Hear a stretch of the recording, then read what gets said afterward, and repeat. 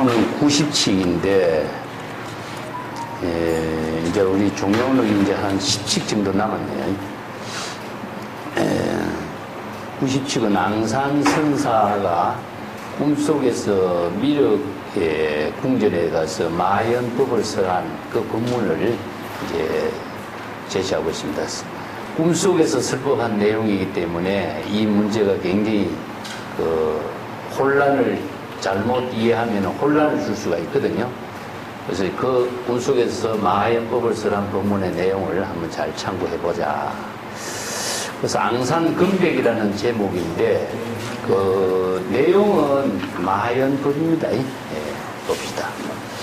시중을 봅시다. 시중은 하니 구런이여 독성하고 정신난취 앙산이 설모하니 흡사각시라 차도하라 만송 입마설이니 제인 입마청인가 차도하라 시각이냐 시몽이냐. 구런이라고 하는 그 사람은 이제 그 사기 정은요원이라든가 인데 우리가 여러 번 등장시켰죠, 그죠? 구런의 이름은 평이라는 사람인데 초나라 희왕을 모시고 벼슬 3녀 대부의 벼슬을 하고 있었는데 너무나 굉장히 청렴한 사람이다. 근데 건상이라는 사람의 그 어떤 그 다른 정치 그 모함을 받아가지고 장사 지방으로 기항 가서 그 강가에 홀로 걷다가 이제 온 세상이 모두 다 혼탁하다. 사람들이 모두 다 술에 취한 것처럼 전부 다 혼탁한 사회다. 나 혼자만 깨어있고 온 세계가 모두 혼탁한다. 이런 이제 자신의 청정함을 강조하는 그런 그 이야기를 쭉 해. 그래서 이제 어부를 만나서 그 나눈 이야기가 이소경이 그 지은 그 유명한 이야기가 나오죠. 그래서 나중에는 명나강에 빠져 죽었는데 그것은 이제 그 지역의 사람들이 구런의 청정함을 기리는 의미로서 단오전에 떡을 만들어서 그 구런의 시체를 물고기들이 구런의 시체를 먹지 말고 우리가 던져주는 떡을 먹고 물고기들을 이렇게 공양을 하는 그런 일이 이제 지금까지 풍습으로 전해져 내려온다. 그런 이야기죠. 그래서 구런은 자기가 너무나 청렴하기 때문에 관료들이 부패로 하는 것을 수용을 하지 못해요. 그래서 자신이 홀로 깨어있는 사람이고 다른 사람들은 전부 다 술에 취해가지고 혼탁한 삶을 살고 있는 사람이다. 이런 이야기인데 그 이야기를 제시해서 구런이 깨어있다라고 하는 것은 진정 깨어있는 것인가 아니면은 자의식에 도취된 술에 도취한 것이냐. 그래서 선에서 볼 적에 자만에 빠져갖고 자기가 깨어있다 혼자 깨달음을 이루었다는 사람들은 자의식에 도취된 사람이지 진정한 깨어있는 사람은 아니다. 이런 의미죠. 보통 사람들이 아상인상에 끄달려서 자기가 아란의 경지를 이뤘다 한소식을 이루었다 이렇게 하면서 주장을 하지만 진정 자기는 나는 미혹한 사람이다. 이런 입장을 이야기하고 있어요. 그 앙산이 설몽하니 흡사각시야. 그 앙산은 꿈속에서 설법을 했는데 이것은 깨어있을 때의 설법한 것과 같았다. 앙산이 꿈속에서 설법을 했는데 어떻게 깨어있는 것 같았냐. 그래서 이제 본칙은 이제 구런은 깨어있으면서 취한 사람 같고 앙산은 꿈속에서 설법을 하는데 실은 깨어있는 사람 같다. 이 두 사람의 고사를 대조적으로 제시해서 이제 진정 깨어있는 모습은 어떤 모습이고 술에 취하거나 꿈속에 이른 어떤 모습이냐 하는 것을 선생들에게 안목을 부족하는 설법을 지금 제시하고 있습니다. 자, 이것은 이제 하나는 꿈속이고 하나는 깨어있는 문제. 그래서 만송은 이렇게 이야기합니다. 내가 이렇게 설법하는 것은 여러분들이 이렇게 설법을 듣는 것이요. 입마설이라는 것은 여시설입니다. 여시설. 그래서 제불이 설법하는 것이 여시설법하는 거죠. 그죠? 예. 그래서 여시라고 한 말을 입마라고 표현해. 중국 선생들은. 예, 입마. 이게 똑같은 뜻입니다. 여시설법. 그래서 제불은 여시설법하는 거죠. 인체의 모든 3세 제불은 모두 다 여시설법합니다. 그러면 모든 이제 수행자들은 여시암문하는 거죠.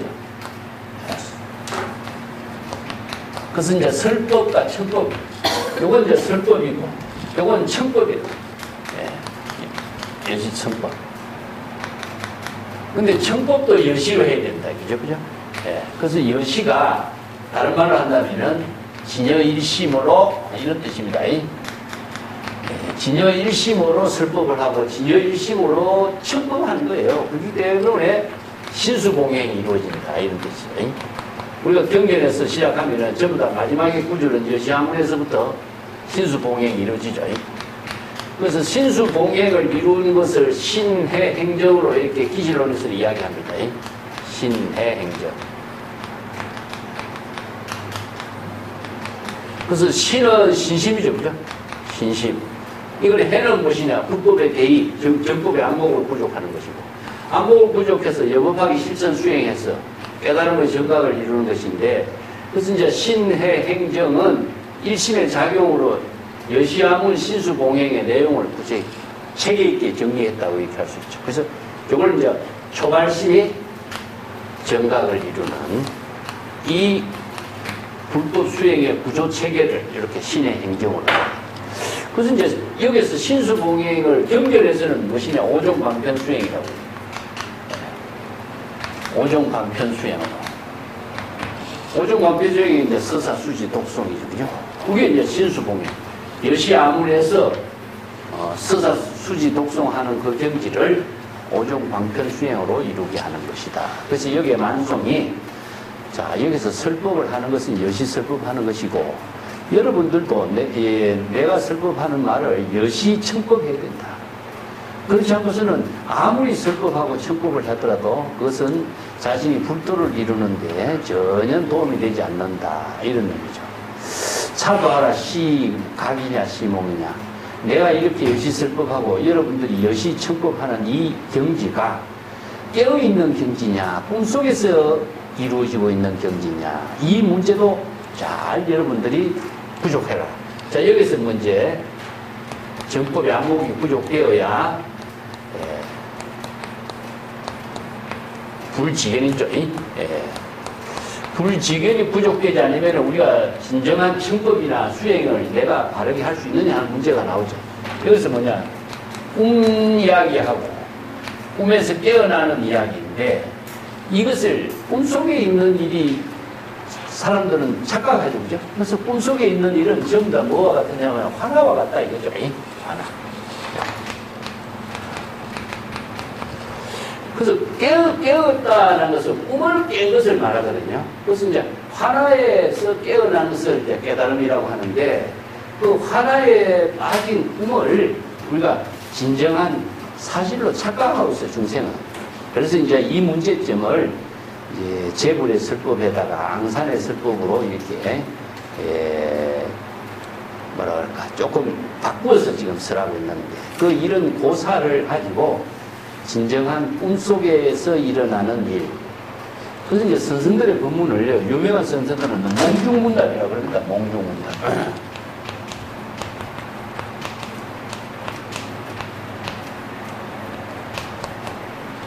꿈속에서 지금 문답을 이루어지고 있는 이야기다. 그래서 이제 여기에서 경전에서 설하고 있는 그 꿈속에서 이루어지고 있는 여러 가지 화나와 같은 여러 가지 법문 내용을 이제 깨달음이라는, 구체적으로 어떠한 깨달음으로서 우리가 자신의 지혜를 체득하는 그 문제, 이 문제를 앙산의 법문을 통해서 지금 철저하게 잘 깨달아 체득하도록 제시하고 있어요. 그래서 먼저 여기 시중에서는 불언에 깨어있다고 주장하지만은 이것은 진정한 깨어있는 것이 아니라 자아도취에 취해 있는, 그 수에 취해 있는 모습과 착각 속에 있는 것이다. 우리가 깨어있다, 뭐 자신이 깨어있다 이렇게 하지만 사실상 전부 다 자아도취에 빠져있는 독선인 것이지 진정한 깨달음의 지혜를 이룬 경지라고 할 수 있겠느냐 이런 뜻입니다. 그 앙산이 꿈속에서 설법했지만 이것은 실제로 꿈속에서 일이지만은 실제로 깨어있는 것과 같은 마하연의 법을 설하고 있으니까, 여기서 깨어있는 것과 꿈속에서 설하는 부분에 그 두 가지의 문제점들을 정법의 안목으로 잘 여러분들이 판단할 수 있는 능력을 갖추도록 하라 이런 뜻이에요. 그래서 이제 구체적인 내용은 이 입맛을 여시설법을 여시청법하는 경지예요. 자, 깨어있는 것과 꿈속에서 있는 일을 자기 자신의 정법의 안목으로 판단하는 능력을 갖추지 못하면은 모든 설법을, 자, 이거 꿈 속에서 있는 것인가, 이거 깨어있는 것인가, 자기 자신이 혼란에 빠지게 되겠죠. 그래서 스스로 철저한 안목을 갖추지 못하면은 아무리 자기가 깨어있다고 주장해도 다른 사람 입장에서 볼 적에는 자아도취에 빠져있는 것이 그 깨어있는 모습이 아니고 꿈속에 있다. 설법하지만 꿈속에 있는 것 자체가 험한 것이라고 이야기하지만 실제로 비유법으로 설했을 적에 모든 법을 꿈에서 깨어나는 경지가 바로 꿈을 제법의 설법에다가 다 비유하고 있어요. 그 이야기를 경전의 내용하고 내가 조금 연결시켜서 자료를 제시해놨습니다. 뒷장에 넘어가 봅시다. 지난번에도 우리가 그 어부가에서 창랑가로서 창랑에 물이 맑으면 갓을 씻고 창랑에 물이 흐리면 발을 씻는다. 이러한 어부가 이 창랑가라고 합니다. 이 유명한 이야기를 우리가 지난번에도 공부를 했죠. 그래서 공자가 이 말을 갖고 제자들에게 자치지다 이런 말 쓰는데 물이 흐르면 흐린 대접을 받고 물이 맑으면 맑은 대접을 받는다. 인간도 마찬가지다. 사람이 자신의 인덕을 얼굴로서 나타내거든요. 인덕의 모습이 얼굴인데 우리가 이제 경전에서도 보면은 우리 얼굴은 대방광불 하안경이다 그렇게 이야기하는 것이죠. 이게 자기 얼굴에서 대접받은 모습을 항상 하고 있다는 거죠. 그것을 이제 얼굴이 언제냐 항상 지금 여기에 자신의 마음작용이니까 그래서 자신의 마음작용을 항상 지금 여기에서 바른 지혜로와 덕을 실행할 수 있는 경지를 이루어라. 우리가 종명록이라고 하는 이 책 이름이 이런 경지를 쓰라고 있는 본문이에요. 사실은 종명 한참 오래됐죠, 그죠? 종명은 본래의 얼굴입니다. 본래 면목을 말합니다. 자신의 본래의 모습이래, 본래 얼굴에 따른다 이런 뜻이기 때문에 본래 면목의 지혜로 자신의 삶을 산다. 그래서 종묘암이라고 하는 암자 이름을 그 만송이 이렇게 지은 거예요. 그래서 종묘암이라고 하는 말을 암자 이름에서 이 어록을 강의해서 종묘록이다 이렇게 이야기하는 거죠. 자, 구련의 이야기하고 앙상의 꿈속의 이야기를 여기에서 하나는 현실에서 있는 사람이 사실상 깨어있는 것처럼 이야기하지만은 자아도취의 꿈에 빠져 있는 것과 같고 앙상이 꿈속에서 설법한 것 같지만은 사실은 깨어있는 때와 똑같은 경지에서 설법하는 법문을 제시한 거죠. 그래서 이 두 사례를 제시하고 있습니다. 근데 우리가 이 법문을 이해하기 위해서는요, 경전의 법문을 먼저 이해해야 되고, 그래서 2페이지 밑에다 내가 써놨습니다. 자, 하나 이야기를 갖고 했는데, 우리가 금강경에도 여몽한포영이라는 말 나오죠, 그죠? 근데 중생의 마음만이 여몽한포영이 아니에요. 일체의 모든 재물의 설법도 모두 여몽한포영이에요. 근데 보통 사람들이 부처님이나 열반이나 해탈이나 깨달음이라 이야기하면은 그것이 실제하는 걸로 착각해버리거든요. 그래서 이 법문이, 이제 반야경의 유명한 법문이 이겁니다. 사람이 꿈속에서 꿈을 설하는 것과 같다. 여러 가지 사물을 보는 본성이 있지만 꿈속의 경지에서는 일체 자성이 소유한 것은 없는 것과 같다. 대품 반야경의 환청품에 재불이 설하는 불도는 마치 화나와 꿈과 같이 실체가 없는 것이니 재불이 설한 열반도 역시 화나와 같고 꿈과 같고 실체가 없다. 만약에 열반의 법문보다도 더 수승한 어떤 법문이 있다고 할지라도 재불은 역시 화나와 같고 꿈과 같이 설한다.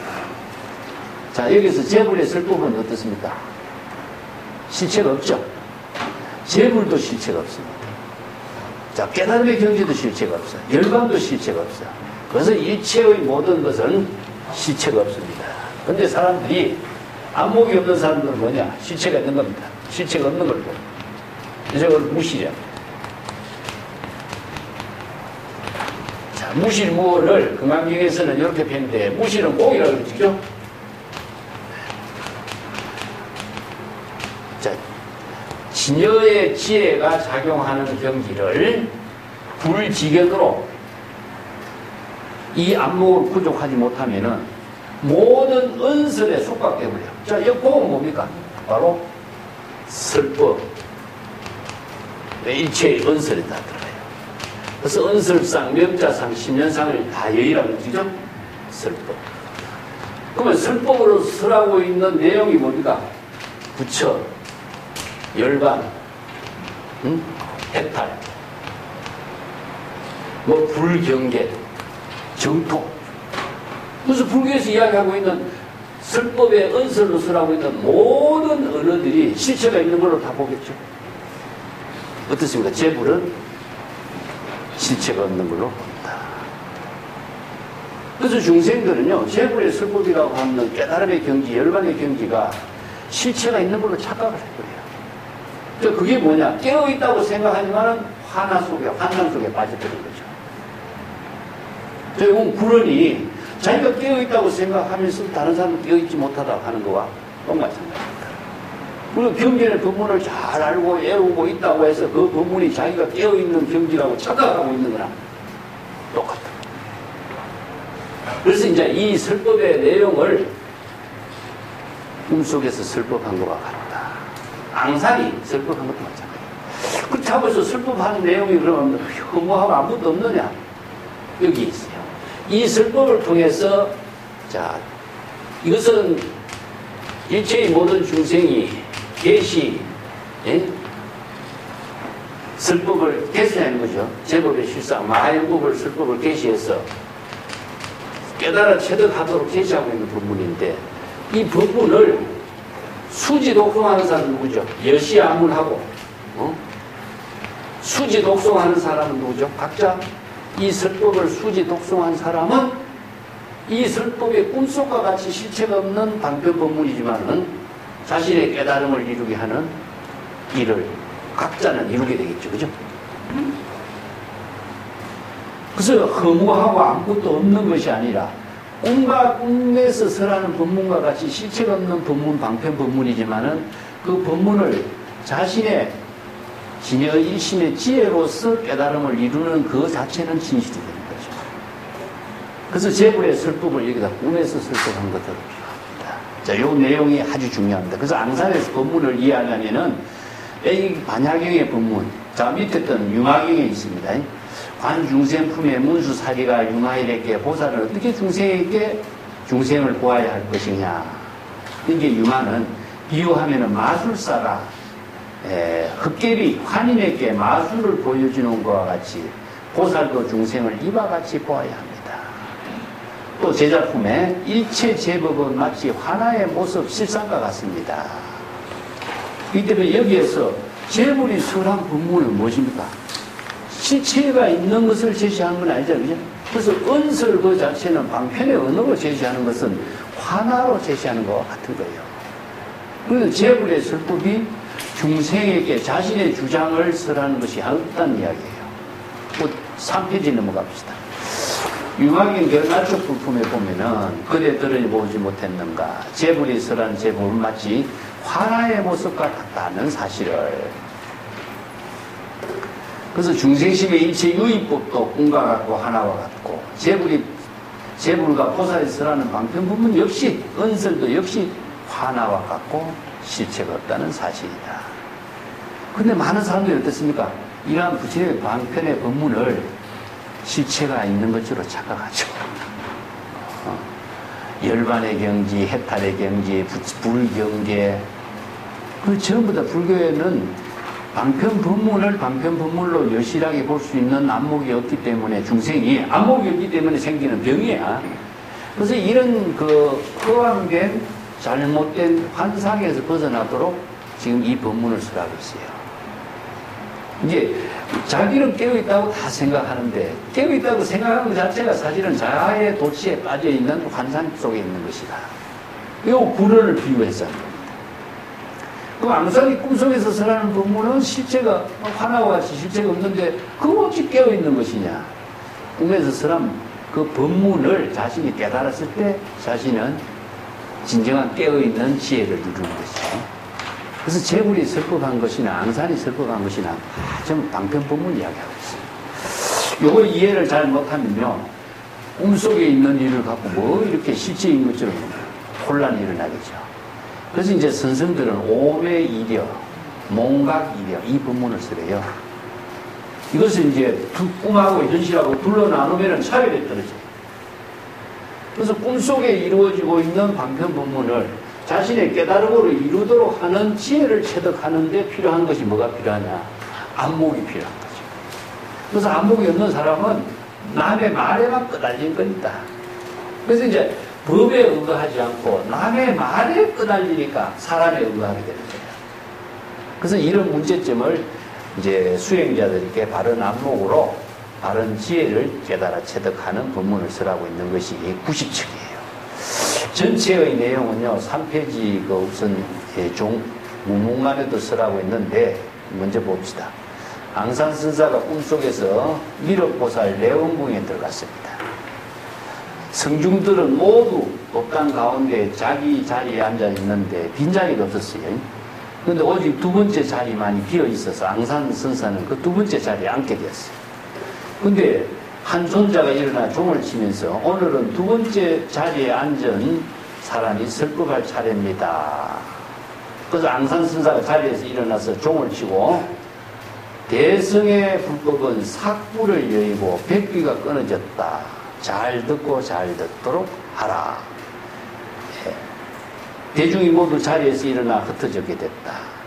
그래서 앙산선 이제 꿈에 잠에서 깨어나 자기 스승 위산선사에게 이러한 꿈 이야기를 하니까 위산이 그대는 이미 성자의 지위를 체득했구나.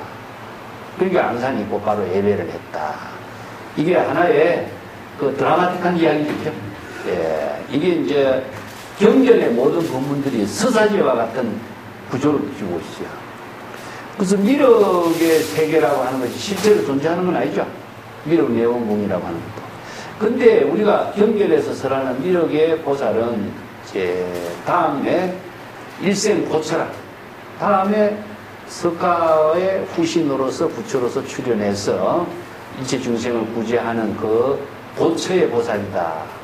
그래서 미륵의 그 궁전에 있는 성자들은 어떤 성자들이냐? 모두 다 보처의 보살이다. 그만큼 지금 성자들의 그 모임이라고 하는 그런 장소를 이야기하고 있습니다. 그래서 앙산이 그 성자들의 모임이라고 하는 보살 성중이 모임 가운데서 설법한 이야기를 하는 거죠. 예.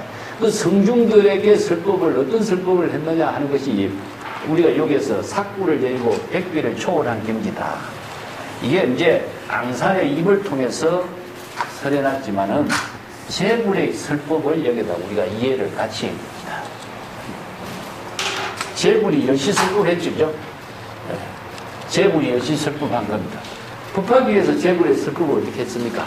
바로 일체 중생들이 불지견을 깨달아 체득하도록 정법을 계시했다. 이런 뜻이죠, 그죠?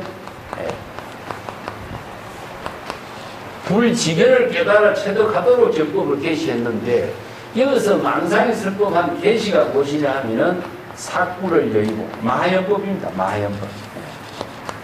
대성의 법이에요. 마연법이라는 것은 대성의 불법을 말합니다. 대성 일신법을 말해요. 대성 일신법이라는 데는 이걸 줄여서 이제 진연법 이렇게 표현하는데 이걸 불법이라고 합니다. 그래서 이제 불법의 대의를 설하고 있어요. 여기에서 누구에게 설했느냐? 성중들에게 설법한 것 같지만은 사실은 설법은 대상이 없이 설법. 그래서 이제 두 번째 자리에 앉은 그 앙산선사가 오늘 설법할 차례입니다 하니까 자기가 지금 여기에서 자신이 본분사로 해야 할 시절 인연이다. 그 시절 이전에 자신이 설법한 거예요. 그죠? 그 설법을 누구에게 하느냐? 일체의 법계에 두루하는 일체의 모든 성중들에게, 제불보살들에게, 중생들에게 대상이 없이 설법하는 거예요. 그게 뭐냐? 마하연법, 대성의 일심법, 불법, 진여법이라고 하는 것은 이런 법문이다. 이걸 어떻게 했어요? 계시했습니다. 자신의 주장이 하나도 없어요. 바로 제불의 설법을 앙산이 제불의 설법과 같은 경지를 그대로 설한 거죠. 그래서 중국 선생들은요, 재불의 설법이 아니라 선성의 설법이 오히려 재불의 설법을 여기서 우열 관계가 아니라 오히려 재불이라는 말 쓰지 않아요. 선성의 설법 그 자체가 재불의 설법의 경지거든요.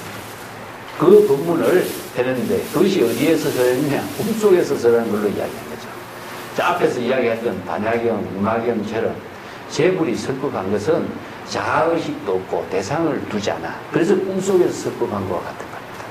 실체가 없는 설법을 정법을 제시하고 있는 것을 자기 본분사로 했을 뿐이다 이거죠.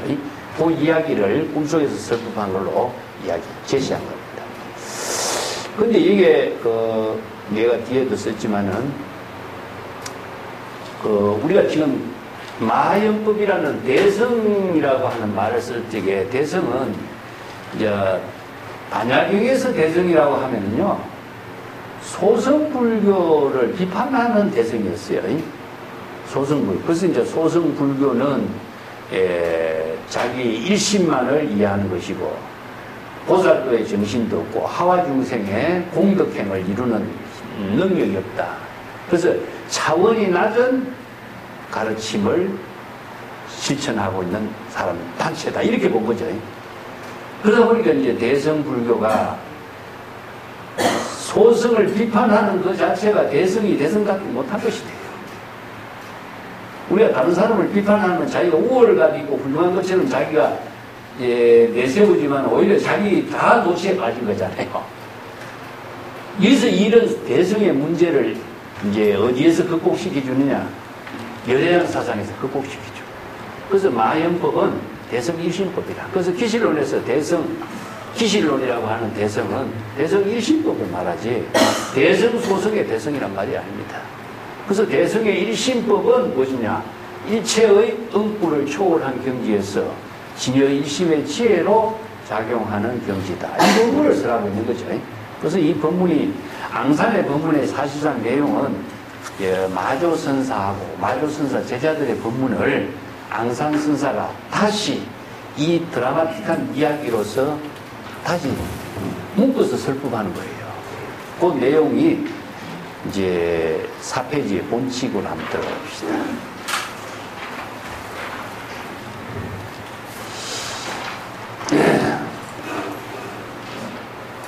본칙에 들어가기 전에 이제 선생들의 꿈 이야기하는 이 문제를 갖고 한번 여러 가지 문제점을 제시하고 있는 선생들의 법문이 있어요.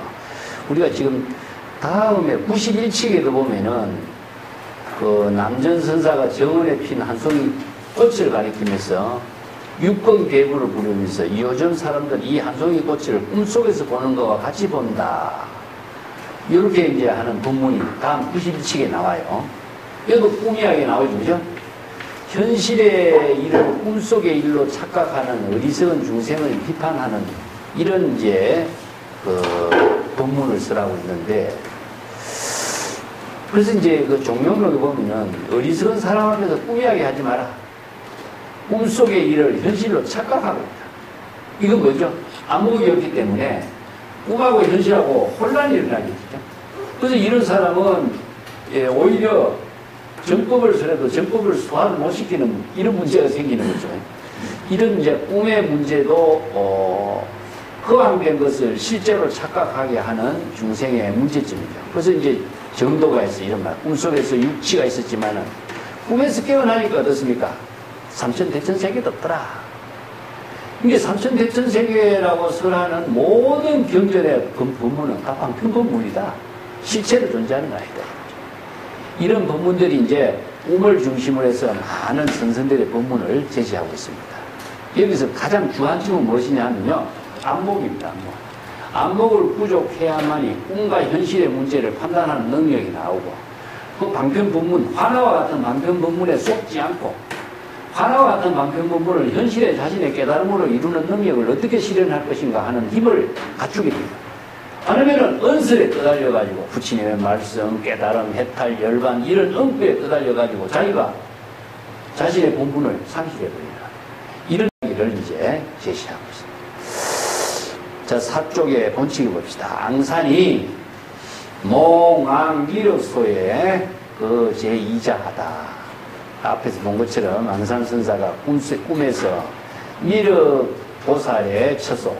이게 미륵보살의 처소가, 미륵보살은 이제 아이따라고도 하고, 뭐, 자씨 미륵이라고도 하고, 여러 가지 이제, 다음 도솔천에서 또, 사바세계를 이제 부처로서 내려올 그런 용화수에 하생하는 사람이가, 56억 7천만 년 후에 뭐 이런 연대까지 이야기하지만, 이런 것은 전설적인 하나의 그 설화적인 이야기입니다.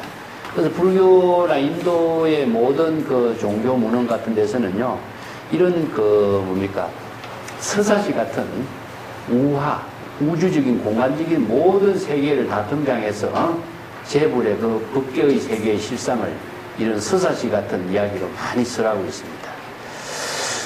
네. 자, 착을 차부하라 제1자 시수요. 그렇다면은 두 번째 자리에 앉도록 했는데 첫 번째 자리에 앉은 사람은 누구이냐? 이렇게 이제 비판을 하고 있습니다. 자, 여기 미륵의 처소에서 평등의 세계, 성중의 세계는 평등의 세계인데, 성중의 세계, 평등의 세계에서 제1자, 제2자, 제3자로 나누는 것 자체가 이게 좀 우스운 이야기 아니냐 이거죠. 만성 입장에서 어떻게 이렇게 이제 비판. 왜 이런 비판을 했느냐 하면요, 수행자들이 이런 한 척의 공안을 통해서 만성이 코멘트로 찍어줌으로 해서 다른 사람이 보지 못했던 문제점까지도 파악할 수 있는 안목을 갖추라니까. 보통 사람들은 이 본문의 내용에 그냥 중점을 두고 있잖아요. 근데 이 뭡니까? 만성 같은 사람이나 천동경지 같은 사람은 바둑을 뜨는 사람이 입덕에 몇 수 뒤에까지 다 보고 있는 겁니다. 그래서 몇 수 뒤에서 일어날 수 있는 문제점까지도 미리 보고 있기 때문에 수행생들이 이 연구에 빠져가지고 자신이 또 다른 함정에 빠지는 것을 미연에 방지해주기 위해서 이런 차급업을 해줘요. 그래서 이제 이 한 척의 공안을 보면요, 경전의 법문, 수없이 많은 선생들의 지혜의 안목을 통해서 제시한 법문을 우리는 한꺼번에 종합적으로 공부할 수 있는 거죠. 그죠? 그 점이 이제 의록의 공부의 묘미라고 할 수 있는 겁니다. 자, 그 5페이지 뒷장 봅시다. 존자가, 그러니까 미륵 내원궁에 있는 그 성중 가운데, 그 성중들이니까 존자라고 그럽니다. 존자. 존자가 백군, 금일의 당 제2자 설법이요. 오늘의 설법은 두 번째 자리에 앉아있는 분이께서 설법할 차례입니다. 이렇게 이야기합니다. 여기서 이제 제1자, 제2자를 나눈 것을 비판을 했는데, 그것도 이제 여기서 두 번째 자리를 제시하고 있습니다. 근데 다른 자료에 보면은 세 번째 자리라고 나누어 놨어요. 그래서 이제 자료의 기록상의 문제를 볼 적에 두 번째 자리나 세 번째 자리라고 하는 오류는 있을 수 있는데, 그 문제될 거 없어요. 그래서 문헌에 따라서 이런 차이가 있습니다. 그 저성, 내설 12자라. 자, 목소리를 낮추어라. 시비를 설하는 자요. 왜 여기 시비를 설하는 자라고 표현했을까요? 금일은 당 제2자 설법입니다. 이게 차가 이제 문제점을 만성이 미리 제시하고 있어요. 자, 성자라고 하는, 존자라고 하는 사람이 하는 말이 뭐냐? 제1자, 2자를 나누고 있잖아. 이게 시비를 논하는 자예요.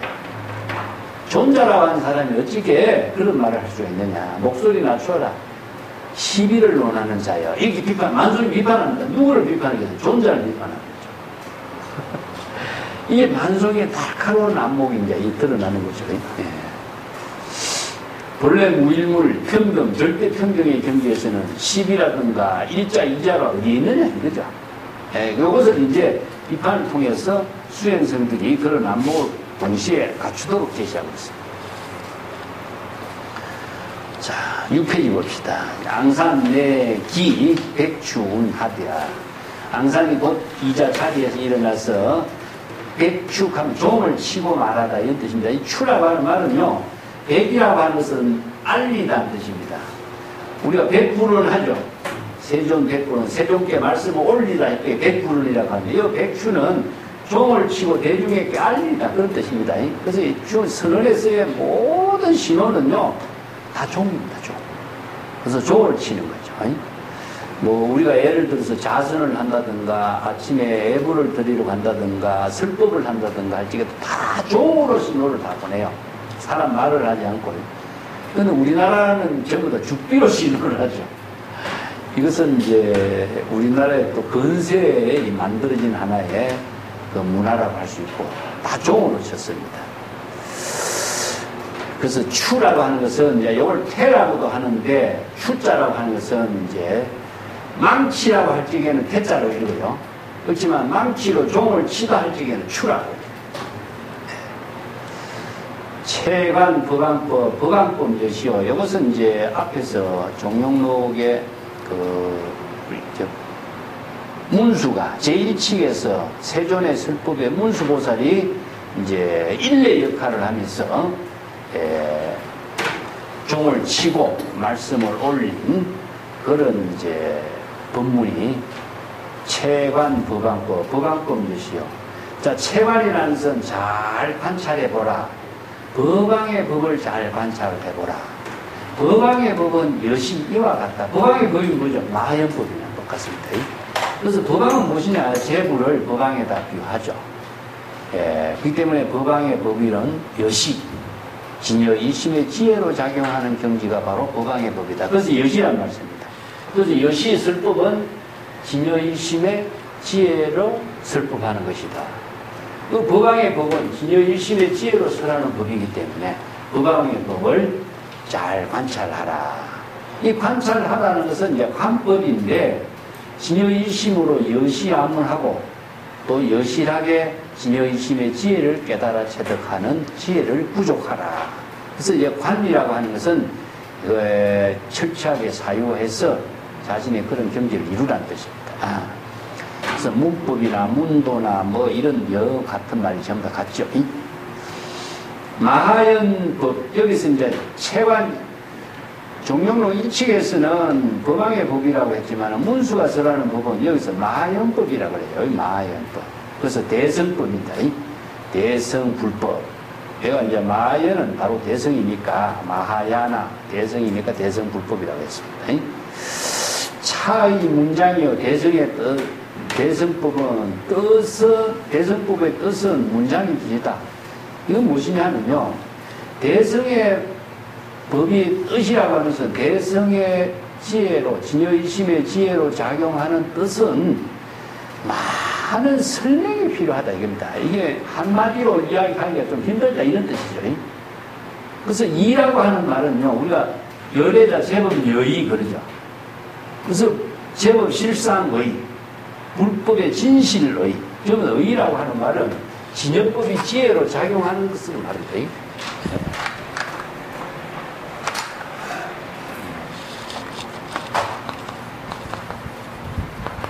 제법 실상이라고 해.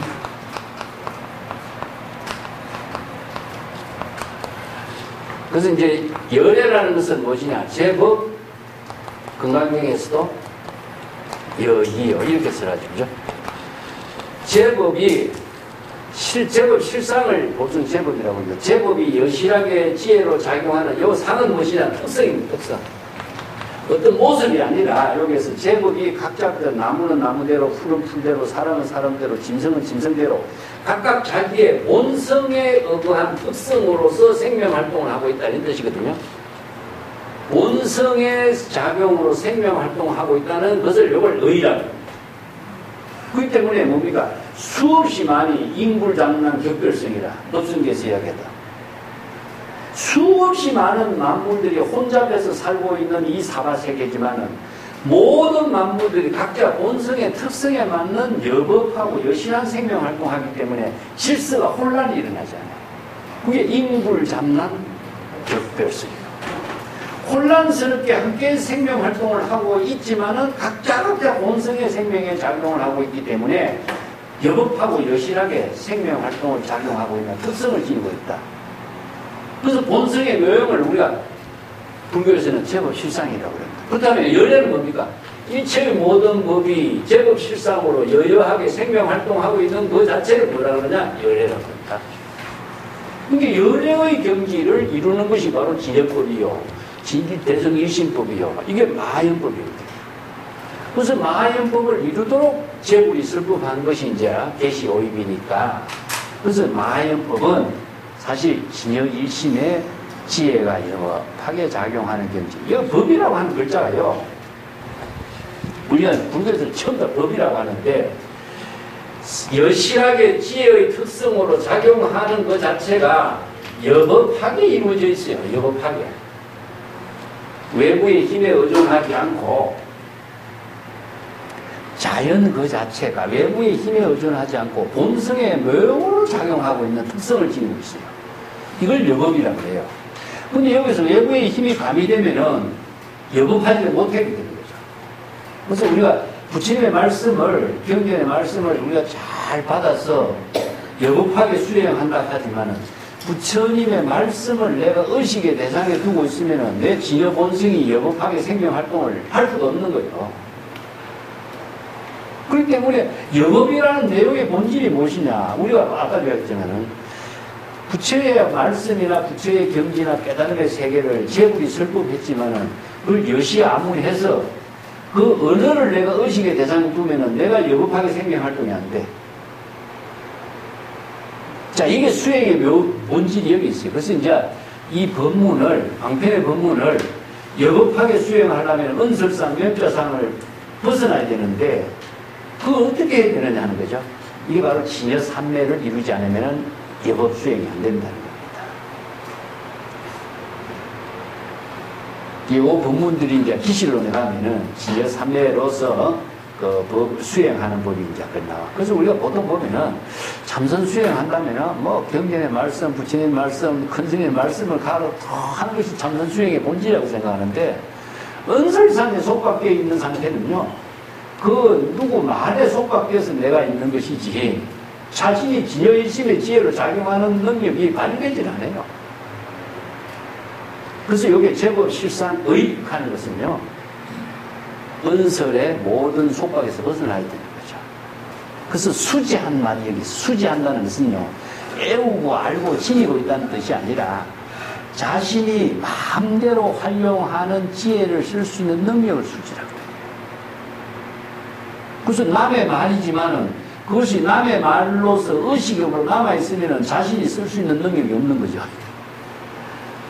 우리가 젓가락을 배울 적에 젓가락을 배우는 법을 엄마한테 배우지만은 젓가락질을 한참 하다 보면은 내가 엄마한테 배웠다는 생각 안 들잖아요. 그죠? 이런 경지가 돼야 돼요. 자기의 생명의 작용으로 완전히 녹아나서 무심의 경지에서 자연스럽게 작용하는 경지가 돼야 돼요. 그러니까 제불의 설법의 언어를 우리가 여시아문하지만 여시아문해서 그걸 오종 수행, 방편 수행으로 끊임없이 사유해서 자기의 생명으로서 완전히 녹아나서 자연스럽게 무심의 경지에서 그 방편의 지혜의 작용이 발휘되도록 해야 됩니다. 그 경지가 은설상, 명자상을 벗어나는 경지다 이거죠. 자, 이 구절하고 우리가 같이 사유를 해야 돼요. 제법여이여. 여라고 하는 것은 자연 그대로입니다. 외부의 힘에 의존하지 않고 일체의 진여 자체가 여여하게 생명으로 작용하는 경지가 되어야 돼요. 그래서 우리 반야신경에 생적시공 공적시생이라는 말로 그랬어요. 그 말을 많이 알고 있지만은 사실상 내용이 어떤 경지를 이루어야 그 경지가 될까 하는 거죠. 내가 반야신경 책에 젓가락 사용하는 법을 내가 비유해서 쓴 이유가 그겁니다.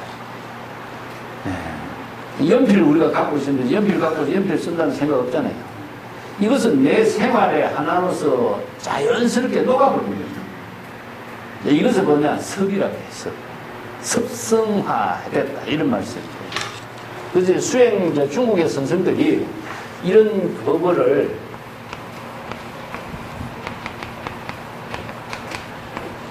그 인도에서 이러한 법의 체계를 가지고 제시하고 있는 법문을 중국 사람들은요 이런 지혜를 갖고 있었어요. 다만 논리가 없었어요. 이게 중국인들도 이런 사상 체계를 갖고 있었기 때문에 인도에서 설하고 있는 경전의 불법을 자신들이 갖고 있는 지혜와 연결시켜 가지고 선생들이 일체화시키면서 이걸 법문을 만들어냈죠. 그러니까 뭡니까? 중국의 지혜, 인도의 지혜가 함께 어우러져서 선의 새로운 문화를 만들어낸 거죠. 이게 내가 전에 경전의 법문은요, 논리 체계가 정연하고 수학 공식처럼 정리되어 있지만 굉장히 단순성을 갖고 있어요. 금강경의 구절 같은 거라든가 영화의 경우 진공묘유법이라고 설할 수 있는 본문은 한 10개밖에 없어요. 그것을 이제 조금 다양한 방편으로 설해놨었지만 그 골격의 틀이라고 하는 10개 딱 구절이 있거든요. 예를 들어 일체 현성은 무위법으로 차별한다, 무법가설이다, 응무소주 이생기심이라든가 이런 구절들이에요. 무주의 근본에서 일체법을 건립한다. 이게 틀이 딱 박혀져 있는 법문이 이게 진공묘유법인데 이 법문 체계를 중국인들이 잘 수용해서 중국인들이 갖고 있는 역사, 사상, 고전, 자신들의 노장 사상, 또 유교에서 생활 긍정 사상 이것을 전부 다 연결시켜갖고 이 법문을 선의 법문으로서 새롭게 만들어내버렸어요. 그러니까 그 단순성이 중국의 선생들이 해가지고 얼마나 많은 역사성과 사상성과 풍부한 그 문헌으로 사상으로서 제시가 됐네요. 차원이 다르죠. 차원이 다르죠. 그래서 어록 속에는 경전의 법문을 중심으로 해서 이루어진 법의 체계가 있지만은 모든 역사, 고전, 사상, 노장 사상, 유교 사상 모든 것이 여기서 다 녹아들어가지고 녹아들었지만 그 노장 사상에 차로 경관이라고 잠시 구경하고 있는 거예요. 차로 경관. 가는 길을 잠깐 들려서 그 노장 사상에 좋은 경치, 언어, 문자를 여기서 잠깐 빌려가지고 이 선사상에다가 녹여가지고 우리가 선의 지혜를 체득하도록 제시하고 있다. 이런 뜻이거든요. 이 노장 사상은 아무리 여기서 선생들이 사용하더라도 노장 사상을 쓰라는 건 아니야. 이게 바로 특징이죠. 선의 법문의 특징이라는 거죠. 그래서 이제 인도의 경전의 법문에, 논서의 법문에 여러 가지 많은 사상이 있지만은, 뭐랄까, 조금 더 복잡하고 환상적이고, 이런 것을 추려. 중국인들은 긍정적인 입장에서 그걸 수용할 수 있는 부분만으로 추려버리고, 중국인들이 갖고 있는 많은 문헌, 사상, 지혜, 이런 것을 여기에다가 가미시켜가지고 새로운 선생들의 법문으로서 제시하고 있죠. 그런 점들이 이제 선어록이 중국 불교에서 꽃을 피운 하나의 문화라고 할 수 있는 겁니다. 여기에서 차임장용, 차의 마형법에 참된 지혜로 작용하는 뜻이 어떻게 이루어지는가? 이것을 우리가 설명하려면 수없이 많은 이제 문장이 글이 필요한데 그 깨달아 체득한 경우는 무엇이냐? 이 법문은 참 쓰라기 어려워. 근데 양산이 뭐라고 설법했는가 7페이지 봅시다. 이 사구의 절백이여 금백이다. 딱 이거 한마디라는 거예요. 이게 뭡니까? 바로 여시설법을 계시한 겁니다. 여시설법을 계시. 마하영법을 계시했다. 여기서 자기 주장이 들어가 있습니까?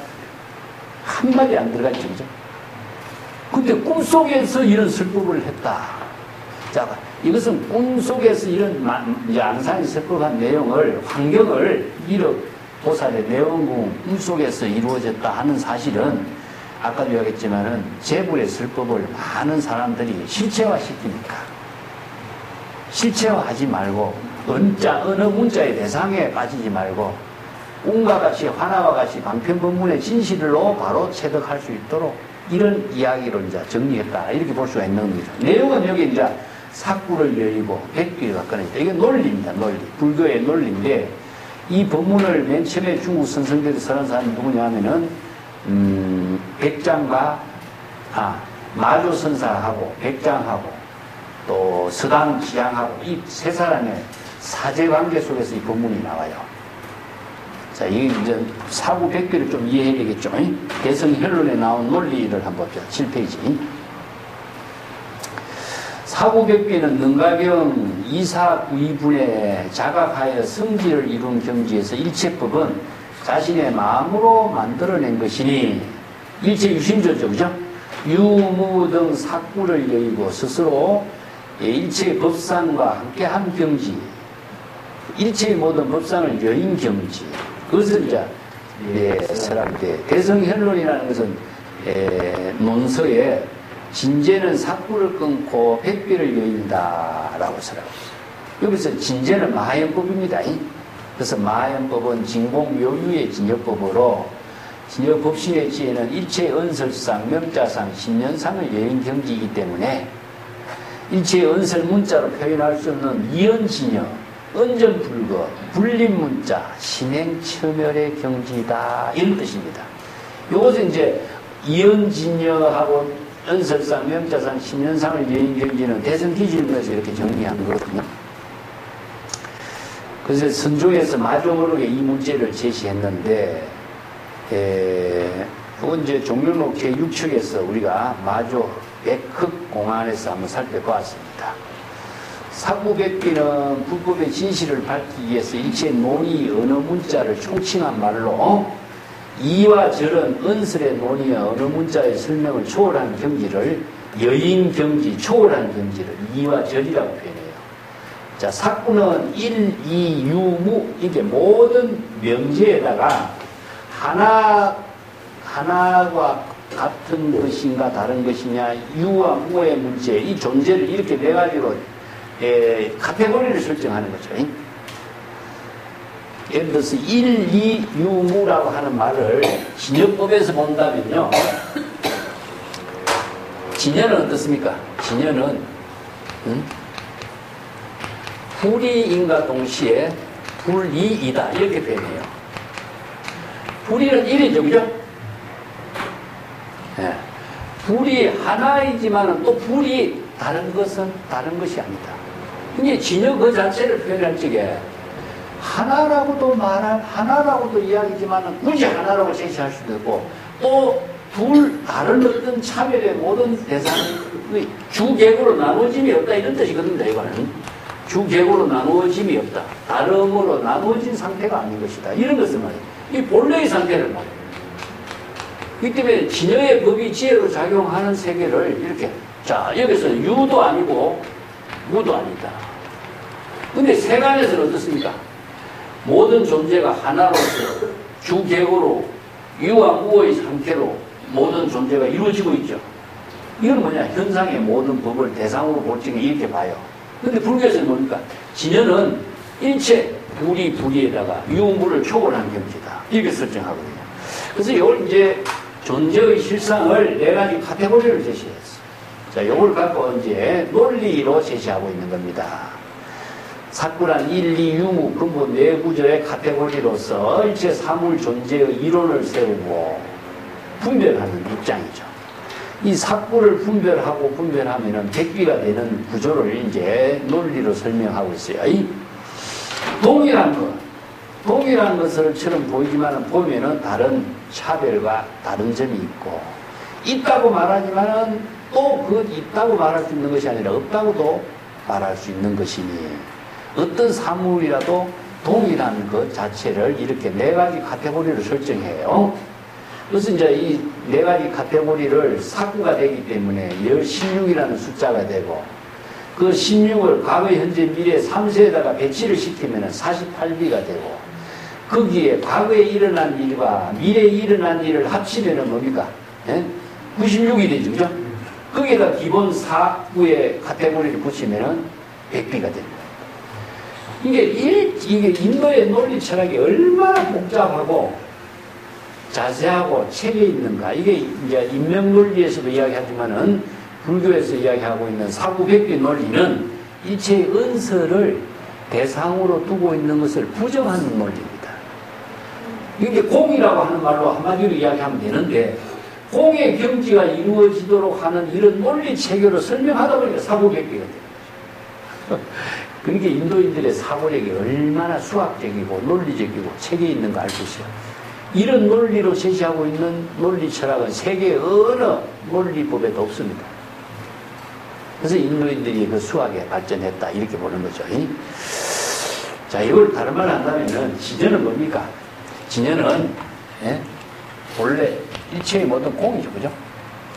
공의 경지에서는 이런 카테고리라든가 100가지를 제시한 논리라든가 없는 거예요. 이걸 다른 말로 하면 일체 언서를 초월한 경지다 이러는 거죠.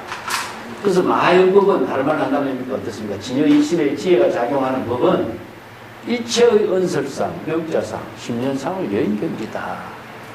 거기에 어떤 논리가 개입할 수 있겠느냐? 그럼 재물의 설법이나 깨달음이나 해탈 열반이 거기 개입할 수 있겠네요. 없죠. 그래서 마하연법의 본질을 항상이 계시했다. 여시 계시한 겁니다. 여시 설법한 겁니다. 누구에게 했겠어요? 대상이 없습니다. 그래서 마술사가 흑개비에게 설법한 것과 같다. 그래서 제불이 설법하는 것은 49년 동안 한 글자도 설하지 않았다 한 이유가 내가 누구에게 설법하는 대상이 없는 거죠. 그렇지만 법계의 일체 중생들에게 설법을 했는데 설법은 자기 본분사로 한 거다. 이게 바로 제불의 설법이란 말이죠. 그렇기 때문에 다른 사람이 제불의 설법을 가지고 언어의 문자로 대상으로 이해하는 것은 항상 중생심에서 벗어나지 못하는 거죠. 그래서 이런 법문을 대성의 법이다 이렇게 제시했습니다. 자, 만송은 착을 어떻게 붙이냐면요, 은청 행탁이다. 참 만송이라는 사람이 참 대단한 안목을 갖추었어요. 말은 참 깨끗하고 산뜻하게 잘했다. 그런데 행동은 어떠냐? 탁하다. 진여법, 마연법을 일체 사구와 백비를 여인경지라고 설했는데 철저하게 이연진여의 경지의 입장이라고 할 수가 있겠는가, 이런 의미예요. 말은 깨끗한데 그 말하는 행동 그 자체는 응구에 속박되어 있는 모습이 아니냐 이거죠. 이런 경지까지는 날카롭게 비판을 하셨습니다. 자, 내가 사구백교에 대해서는 밑에 7페이지에 인도 고대 철학에서 주장한 논리의 일부를 불교인들이 수용해서 중도 실상의 본문으로 제시하고 있는 논리다. 이렇게 이제 조금 설명을 했습니다. 그 용수의 중론에서 팔불 중도를 이야기해요. 중론 가능성가 중도의 사상을 설하는 것이거든요. 8가지가 이제 카테고리를 제시하고 있죠. 뭐 가고 오고, 뭐 왕래하고, 거주하고 하는 이러한 그 이제 모든 차별의 삶을 다 여인경지를 중도로 설명하는데, 그래서 중도라고 하는 말은 가운데라고 하는 의미인데 이것은 법계를 얘기합니다. 법계의 일상으로서 법계와 하나된 경지, 여기서 이제 법계와 하나된 경지의 지혜를 이루는 도, 이런 뜻이거든요. 그래서 법계와 하는 경지는 뭡니까? 진여일심이죠. 그래서 진여일심의 지혜가 법계와 하나된 경지니까, 그래서 법계와 하나된 경지인 진여일심의 지혜로 진공 묘유의 지혜의 도를 이루는 경지가 중도입니다. 그래서 중국에서 이야기하는 중용하고 불교에서 이야기하는 중도하고는 말은 비슷하지만은 중용이라고 하는 것은 지나치지도 말고 모질하지도 말아야 돼요. 그래서 논어에서 과유불급이라는 말 쓰잖아요. 그죠? 예. 과는 뭡니까? 지나친 거예요. 불급은 무엇입니까? 모질하는 거예요. 그러면은 지나치지도 말고 모질하지도 말고 중간을 잘 택해서 실천해야 된다. 이게 중용이에요. 그래서 이제 이 말 자체가 굉장히 애매한 말이죠. 사실은 말은 좋은데 이 말을 실천하는 것은 궁극적으로 어떻게 되겠어요? 사람이죠, 각자. 자기가 이해하고. 사람마다 다를 수밖에 없어요. 자기가 판단해 볼 적에, 요거 내가 좀 지나치고, 요거 모질러도. 사람마다 판단이 달라. 그러다 보니까 뭡니까? 사람에 의한 가르침이 모든 이 세상의 종교, 문화, 사상, 철학이에요.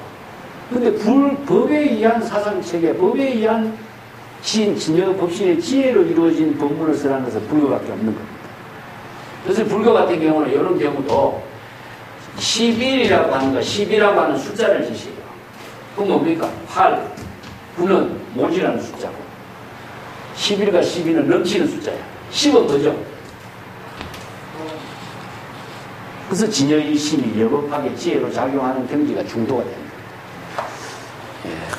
이제 논리 철학이라든가 사상 체계라든가 언어가 비슷하지만은요, 같은 것은 아닙니다. 예. 그래서 사람에 의거하느냐, 법에 의거하느냐, 이 기준이 완전히 다르죠. 자, 평창을 봅시다.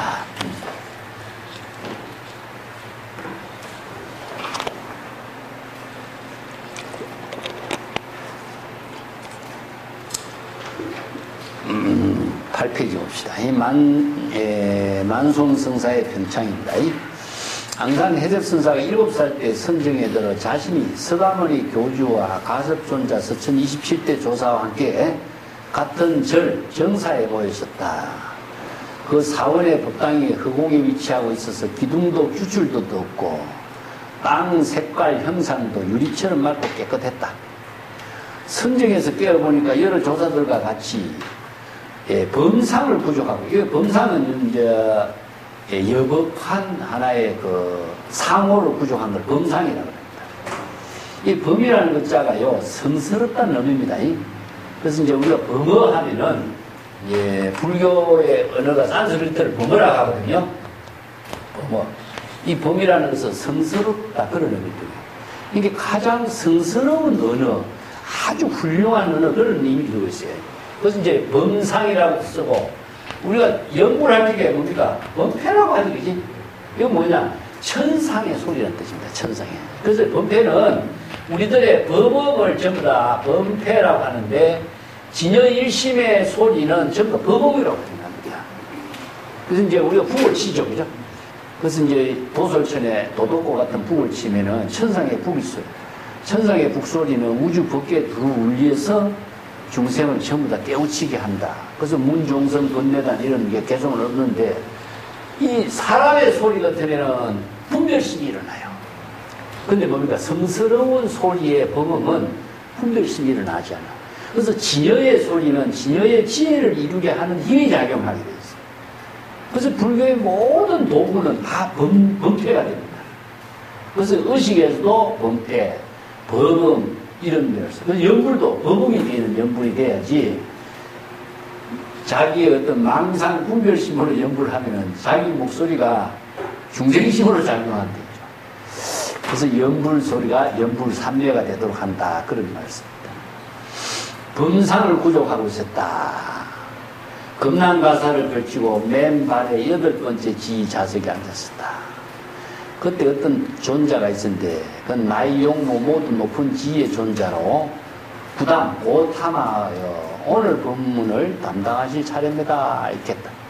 그래서 앙산 해적선사는 자리에서 내려와 망치로 종을 치고, 대중들이요, 마음을 청정하게 하시오. 마연의 불법은 사구를 여의고 백비가 끊어진 경지입니다.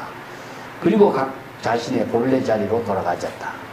수행성 대중들도 모두 이 법문에 대해서 서로 논의하고 사량하였으나, 사유하였으나 이런 뜻입니다. 그래서 뜻으로 풀이한 것이다. 자, 여기 자료 출처도 분명하지 않는데, 전등록에 보면요, 그 여러 가지 그 신기한 일을 많이 전해요. 인도에서 온 아란하고 대담을 하고, 아란이 앙산 해적선사를, 여기서 소석가를 만나게 되었다. 인도의 대석가 같으면은 앙산을 소석가로 평가하죠. 그래서 별명이 앙산 소석가라고 해요. 앙산의 지혜가 너무나 뛰어났다. 그래서 이런 이야기를 전하는 고사가 많습니다. 위양종이라고 하는 종풍을 이룬 인물이 위산과 앙산인데, 위산도 위대하지만은 앙산이 원상을 제시하는 종풍을 제시해서 그 위양종을 이루죠. 자, 그런 이야기도 우리가 하나의 전설적인 이야기로, 법문으로, 유심조의 법문입니다. 이것도 9페이지 봅시다. 앙산선사가 꿈속에 미륵보살 처소에 3번째 좌석에 앉았다고 설했는데, 종문통료라고 하는 자료는 3번째 좌석이고, 여기에 전하는 기록과 같다. 어떤 존자가 망치로 종을 치고 오늘 3번째 좌석에 앉은 존자께서 설법할 차례입니다. 그때 산성 앙산은 자리에 일어나 망치로 종을 치고, 마연의 불법은 사구를 여의고 백귀가 끊어졌다. 자세히 듣고 자세히 들으시오. 여시하면 하시오. 이런 뜻입니다. 자, 그 밑에 범으로 마연이라고 하는 말은 대성이니 삭구 백비는 마저 도일선사 법문 가운데에 자기 제자 지장의 머리는 희고 백장해의 머리는 검다라고 평한 공안에서 이미 밝혔기 때문에 여기서 다시 반복하지 않겠다. 이거 종명록 6척에서 설한 본문입니다. 이 이야기도 뒤에 어디 나올 것 같은데 대이수 선사가 글자를 따라서 뜻을 풀이하는 일은 끝이 없다. 갑자기 미륵보살 해상에서 안목을 부족한 한 사람 작가가 앙산선사일 때 말하기를 마연의 법은 이렇게 한마디 하는 것을 보고 곧장 그대 두 입술을 닥쳐라 라고 말했다라면 앙산선사의 잠꼬대도 멈추었을 뿐만 아니라 후대 사람들이 꿈속에서 꾸미하게 하는 어리석은 일을 하지 않도록 했을 것이다. 자, 앙산선사가 이런 법문을 하니까 모든 사람들이 꿈속에서 꾸미하게 하는 것을 하나의 상투적으로 사용하고 있는데 많은 사람들을 혼란을 주게 하고 있다. 이것은 무엇이냐면요, 어리석은 사람에게 꾸미하게 하지 마라. 꾸미하기를 진실로 착각하고 있다. 이런 법문이 선생들의 법문에 앞에서 했죠. 그렇기 때문에 이 꾸미하기를 잘못 안목이 없는 사람이 들으면 전부 다 더 혼란 속에 빠진다 이거죠. 그래서 이런 대이수 선사도 앙산선사의 법문을 비판하면서 수행성들에게 경고를 하는 겁니다. 안목을 제대로 안목으로 갖추고 앙산의 법문을 잘 수지하도록 하라 이런 뜻이에요. 자, 10조 읽어봅시다. 만송이 대이수 선사가 말할 자신이 말한 언어의 대상 경계의 빛을 자신이 반조해서 불법의 언서를 초월한 경제라는 사실을 자각할 수 있었다라면 나 만송도 언서를 초월한 경지에 동참하여 할 말이 없을 것이다. 꿈속에서 분명하게 깨닫고 술에 취해서 또렷하게 정신 차릴 수 있는 사람이 있을까? 이것을 이제 수행생들에게 경책의 말로 제시하고 있습니다. 그 자료에 해강 반조라만 있죠, 그죠? 반조라고 하는 말 자체를 참 번역하기 어렵습니다. 약해, 해강, 반조 이런 말인데 이게 선성들이 자신의 과오를 자신이 자각하라 이런 뜻이거든요. 그런데 자신의 과오를 보통 사람들은 자신의 주장을 하다 보면 자신의 과오를 자각을 못해요.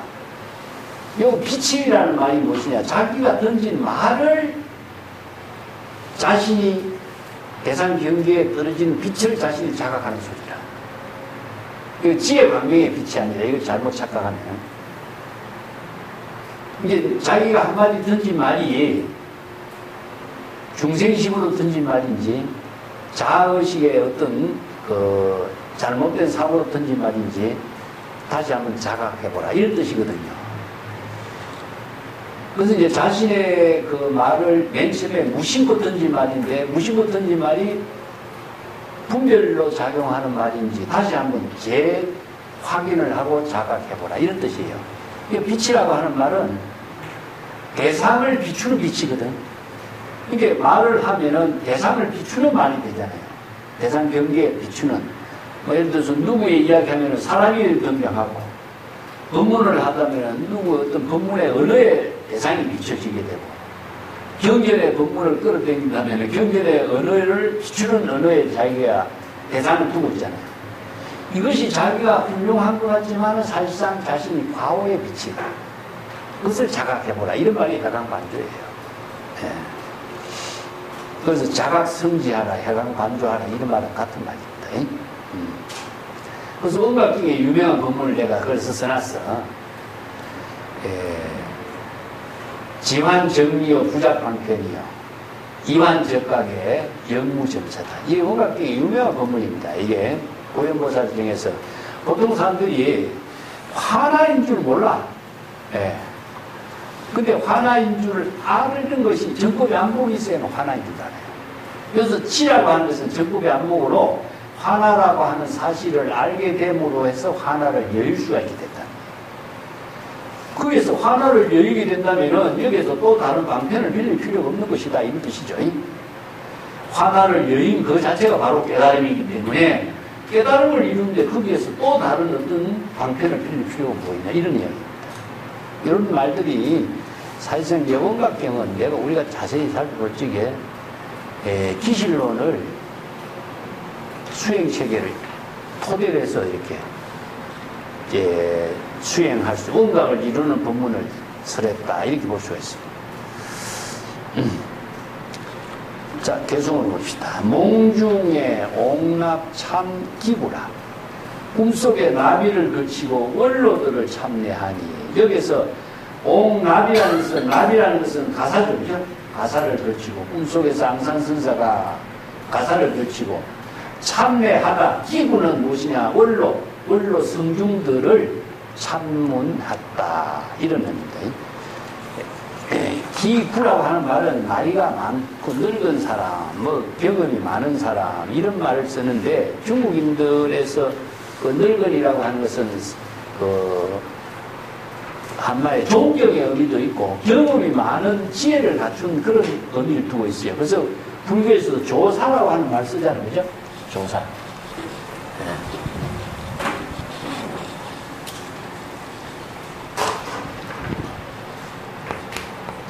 선에서는 조사라는 말을 씁니다. 조사.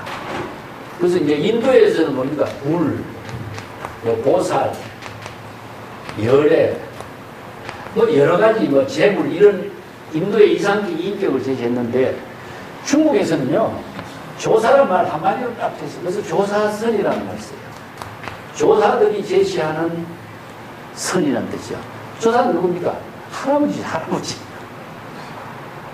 경험이 많은 노인네라는 뜻입니다. 노인네. 네. 그래서 중국 이 언어 자체가 인도에서 이상적인 인격으로 설했던 언어가 중국 선성들에게는요 완전히 현실에서 지혜를 설하는 능력을 갖춘 선성들을 이렇게 바꿔버려요. 그래서 이제 조사선의 법문이 이제 중심이 되어버려요. 뭐 선사라고 하는 말도 신수선사에게 처음으로 갖다 붙여요. 북종의 신수선사. 선사라고 하는 말 자체는 북종선의 신수, 이 사람에게 황제가 내린 시호에서부터 신수선사라는 명칭이 처음 나옵니다. 그러면 이게 왜 선의 스승이라는 말을 이렇게 붙이느냐? 이제 선불교가 이제 중국 땅에 새로운 하나의 그 교육교단, 수행교단으로서 정착이 되죠. 그 누구에게 인정을 받느냐? 척척부에게 인정을 받아요. 그래서 척척부에게 인정을 받고 신수선사가 죽고 난 뒤에 척척부하고 태양국사 같은 사람을 모셔가지고 궁중에서 설법을 하게 하고 그분들을 이제 존경하는 의미에서부터 이제 시호를 내리면서 그래서 선사라는 시호가 처음 내리져요. 그래서 중국 땅에 선사라는 명칭이 이제 자리매김하였답니다. 11쪽에 봅시다. 만송이 익숙한 경전이 잊기 어렵다 이런 말을 썼는데 이건 몸에 익었다 이게 습성화되었다. 그래서 자연스럽게 습성화된 경지이기 때문에 이것은 뭐 여기서 조작으로 하는 것이 아니라 앙산이 설법한 것 자체가 자연스럽게 이루어진 설법이다. 조작이 없는 겁니다. 이런 뜻입니다. 열성삼삼자기우요. 많은 성중들이 숲과같이 쫙 늘어서 있는 미륵의 도솔천에서 앙산선사가 그 주위에서 자리를 함께 했었다. 그래서 앙산선사 역시 뭡니까? 바로 재불 성중과 같은 경지에 안목을 갖춘 선성이었다. 이렇게 이제 평가하는 거죠. 예. 대현면서의 제후피로다. 자, 이건 참 재미나는 중국의 고사입니다. 이게 후한세에 나오는 이야기인데 대흥국의 개를 헌납했는데 그 개가 말을 하지 않았지만 그의 마음씀은 사람을 능가했다. 그래서 임금이 그 개에게 사면장을 내립니까? 사면장을 불고 개가 툭 가리니까 제후의 대접을 받으니까 모든 제후들이 다 뒤를 피했다. 황제의 사면장을 짊어지고 있는 것 같다. 이게 앙사는 무엇이냐? 황제의 사면장을 가진 것처럼 재물의 사면장을 가지고 슬퍼한 것 같다. 이런 의미를 이제 재물의 경지에 안목을 갖추어서 슬퍼하니까 미륵의 도솔천에 많은 보살 성중이 모여도 재물에 슬퍼하는 안목을 갖춘 앙산의 법문을 다 경청하게 됐다. 이런 의미를 두고 있죠. 당인불량 건추명하니 슬픔무의 사자보다. 당인불량은 논어에 유명한 당인불량의 이제 의사. 인의의 도를 실행하며 스승에게 양보하지 않는다. 이 말을 이제 빌려가고 쓰는데, 여기에서는 뭡니까? 자기가 슬퍼할 차례라고 하는 시절 인연에 성기의 지혜를 펼치는 인연에 있어서는 양보하지 않고 종을 치면서 슬픔을 하게 됐다. 어떻게 슬프냐? 무의 사자후에 슬픔을 하게 됐다. 이런 뜻입니다. 그 안산선사가 시절 인연에 따라서 자기가 슬픔한 인연에 맞아서 양보하지 않고 슬픔하는 인연을 무의 사자후에 슬픔을 하게 됐다. 그래서 당인불량, 지엄적수 당인불량이라는 말을 우리가 지난번에 했죠. 네? 그 바둑등에서 쓰는 말인데, 지혜를 작용하는 힘이 자기가 본분사예요. 그 자신의 시절 인연에 자기 본분사의 지혜를 작용하는 일을 쓰지 않는 것은 자신의 생명활동을 하지 않는 거예요. 그런데 누구에게 과시하는 것이 아니고 본분사로서 이런 의미를 두고 있습니다. 자, 그 차후는 침불부인하고 면무 참생이다. 그 마음은 사람들을 거슬리게 하는 일이에요. 그 슬법을 하는데도 사람들에게 조금 더 거슬리지 않고 여시 슬법을 했다. 그렇기 때문에 얼굴에 부끄러운 빛이 없이 시제 인연의 여시 슬법. 얼굴에 부끄러운 빛이 없다라고 하는 것은 뭐 뜻이 종용이라는 뜻이 같죠. 만약에 옆에 있는 주위 사람들을 무예 슬법이라고 하는 말에다가 이 말을 갖다 붙여서 무예라고 하는 말이 뭐냐 하면요. 참 어려운, 우리 말로 번역하기는 어려운 언어예요. 그래서 이제 시무의 슬법이라고 하는 건데, 그 제국이 슬법하는 능력은 무의 슬법이 네 가지, 사무의 슬법이 있어요. 네 가지. 대중, 청중, 슬법의 내용, 모든 데 근심 걱정을 하지 않는 겁니다. 이게 한마디로 말해서 주위의 사람들을 의식하지 않는다 이런 뜻입니다. 그래서 우리가 애우란 말 쓰죠. 애우란 말의 의미는 뭐죠? 애우란 말. 조심스러운 친구라. 이게 존경의 의미도 갖고 있고 함부로 말을 할 수 없는 친구죠. 이게 이 친구는 인격이라든가 여러 가지 덕을 갖추기 때문에 다른 사람은 함부로 막 말을 할 수 있는 친구지만 이 친구하고 만나면은 뭡니까? 함부로 말을 하기가 힘든, 조심하면서 말하게 된 친구를 애우라고. 이게 존경의 뜻도 가미된 상태에서 그런 관계로, 이건 뭡니까? 의식하는 거죠, 의식. 그게 무예라고 하는 것은 의식하지 않는 슬픔이죠. 뭘? 대중. 그렇게 무심의 경지에서 대상 경계를 두지 않고 사자후 슬픔을 합니다. 그래서 이제 무예 사자후 슬픔을 하게 됩니다. 이런 그 얼굴에 부끄러운 빛이 없었다 하는 말은 주위의 모든 성분들에 의식하지 않고 자기 본분사로서 무심의 경지에서 이런 슬픔. 자, 12쪽 밑에 보세요. 심한 여해에 담양 여희요. 그래서 마음이 편안한 것은 바다와 같이 넓고 편안하고, 쓸개의 크기는 말과 같이 크다. 이것도 고사를 두고 있습니다. 이 앞에 마음이 편안한 것은 법화경의 비유품에 있는 말입니다. 그럼 심여 바다와 같이 넓고 무궁무진한 그런 경지입니다. 쓸개가 크다라고 하는 말은요, 뒷페이지 내가 13쪽에 있는데, 촉지 삼국의 강유라고 하는 사람의 그 죽은 뒤에 그 사람을 해부해 보니까 쓸개가 말과 같이 컸다. 간이 크다. 한마디로,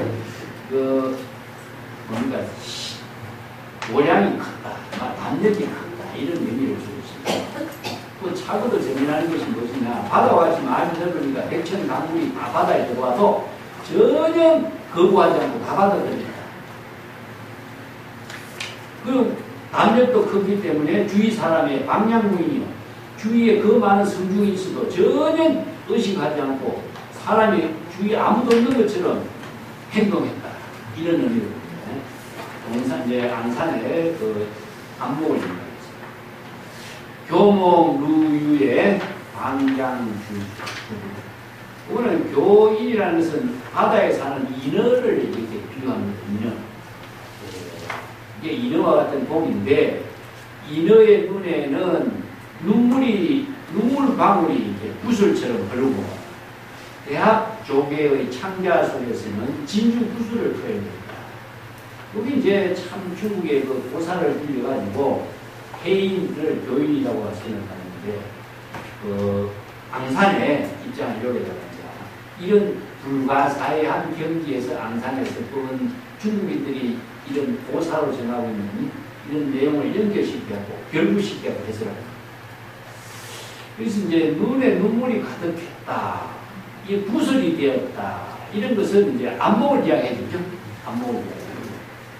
대학 조계가 창자 속에서 구슬을 표현했다. 구슬은 뭐죠? 진여일심의 지혜를 구슬. 그래서 정법의 안목으로 마연법을 써서 진여일심의 지혜가 작용하는 그 정법을 처치했다.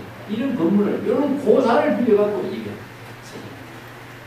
천동경기라는 사람이 참 대단한 그 응용력이라든가 이런 것이 뛰어나다. 이런 것을 했습니다. 대학 조계 이야기가 중국 선어록에 가까운 이야기예요. 대학 조계는요, 그 중국의 보름이 되면은 달과 교류를 했다. 그래서 달빛을 받아들여서 대학 조계에 구슬을 만든다. 그래서 그 진주 구슬이 달빛의 그 은은한 그 빛을, 그러니까 그런 거를 대학 쪽에서 나오는 것은 뭐라고 하죠? 진주. 진주가 그렇게 이 중국인들의 그 상상력이 얼마나 뛰어나. 그래서 대학 조개가 그냥 대학 조개가 진주를 만드는 게 아니다. 그 하늘에 있는 해의 기운을 받아들여서 그렇게 만들어내는 지혜다. 자, 이게 뭡니까? 바로 코끼리가 건둥을 치면서 코끼리 코에다 상아가 나요. 그런 비유입니다. 그만큼 그 중국인들이 천지의 어떤 조화를 이루면서 생명에 신비하게 작용하는 그런 능력을 그런 시로 다 표현하고 있어요. 그걸 전부 다 여기다 연결시키고 있어요. 이거 그냥 체와 용. 그렇게 연결시키고. 자, 14절로 봅시다. 섬어수지 새아기. 그 섬어는 그 꼬대 하는 소리입니다. 그 소리 장꼬대죠. 장꼬대 하는 양산의 법문을 누가 자아의 성기를 누설할 것이라고 알 수 있겠는가. 자, 섬어, 장꼬대라고 생각하지 자아의 성기의 지혜를 누설한 것이라고, 설법한 것이라고 알아차릴 수 있는 사람이 얼마나 될까, 이런 뜻입니다. 앙산의 법문을 여시아문으로 해서 앙산의 그 마연의 대성의 법문을 성기의 지혜로 설한 누설이라고 이런 말을 쓰는데, 성기, 자기의 진여의식의 지혜를 누설한 것처럼 자신의 온갖 생명의 작용을 드러낸 것으로 누가 이해할 수 있는 사람이 몇 명일 것일까, 이런 뜻입니다. 재미난 대송입니다. 앙산의 법문을 다 장꼬대로 알아듣지 누가 마연의 법문에 자신의 정법의 안목으로 제도의 설법으로 받아들여서 바르게 여시아문 신수공명하고 깨달음을 이룬 사람이 얼마나 될까, 이런 뜻입니다. 참 대단한 말이죠. 수족구로를 손발을 모두 함께 드립니다. 이것은 뭐냐 하면 뭐 수족이라는 방편의 지혜는 수족이라고 표현합니다. 방편의 지혜인데 방편의 지혜를 하나만 제시하는 것이 아니라 손발, 온몸 전체로 방편의 지혜를 다시겠다. 이거 제부의 설법을 바로 방편의 지혜로서 여시설법이다, 이런 뜻이죠. 그래서 앙산은 이걸 여기에서 맨 악이라고 하는 것은 새 악이라고 하는 것은 자아의 성기의 작용을 누설한 것이기 때문에 비밀스럽게 갖추고 있는 비밀스럽게 갖추고 드러내지 않아야 될 것이 저절로 드러난 겁니다. 이게 뭡니까? 낭중지추와 같아. 낭중지추. 호주머니 속에 속옷이 드러내고 싶지 않은데 저절로 드러나는 거야. 이게 누설이야. 네, 참 재미난 분입니다. 방미영소 양가추로다. 자, 방미라는 것은 훌륭한 눈썹을 지는 것을 말하는데 아주 훌륭한 노인 풍물, 앙사를 여기다가 아주 훌륭한 노인네 이런 대인상, 붉은 눈썹을 지은 앙산 대인상은 자기의 본래 면목의 집에 추한 모습을 드러내서 비웃음을 샀다. 자기도 모르게 이 드러내고 싶지 않은데 저절로 드러나버린 거야. 이게 뭐냐? 여시설법이야. 근데 많은 사람들에게 꿈속에서 설법했다는 이야기를 통해서 비웃음을 사게 됩니다. 이게 집안의 가축, 집안의 추한 모습을 드러낸 꼴과 같다. 누구를 위한 설법으로 이렇게 했느냐? 이런 뜻이죠. 네. 누구를 위한 설법이겠어요? 양산의 설법. 네? 자기 본분사에 누구를 위한 설법이 있을 수가 없어요. 근데 왜 자기 집안에 드러낸 가출을 드러낸 거예요? 이 청기를 누설한 거예요.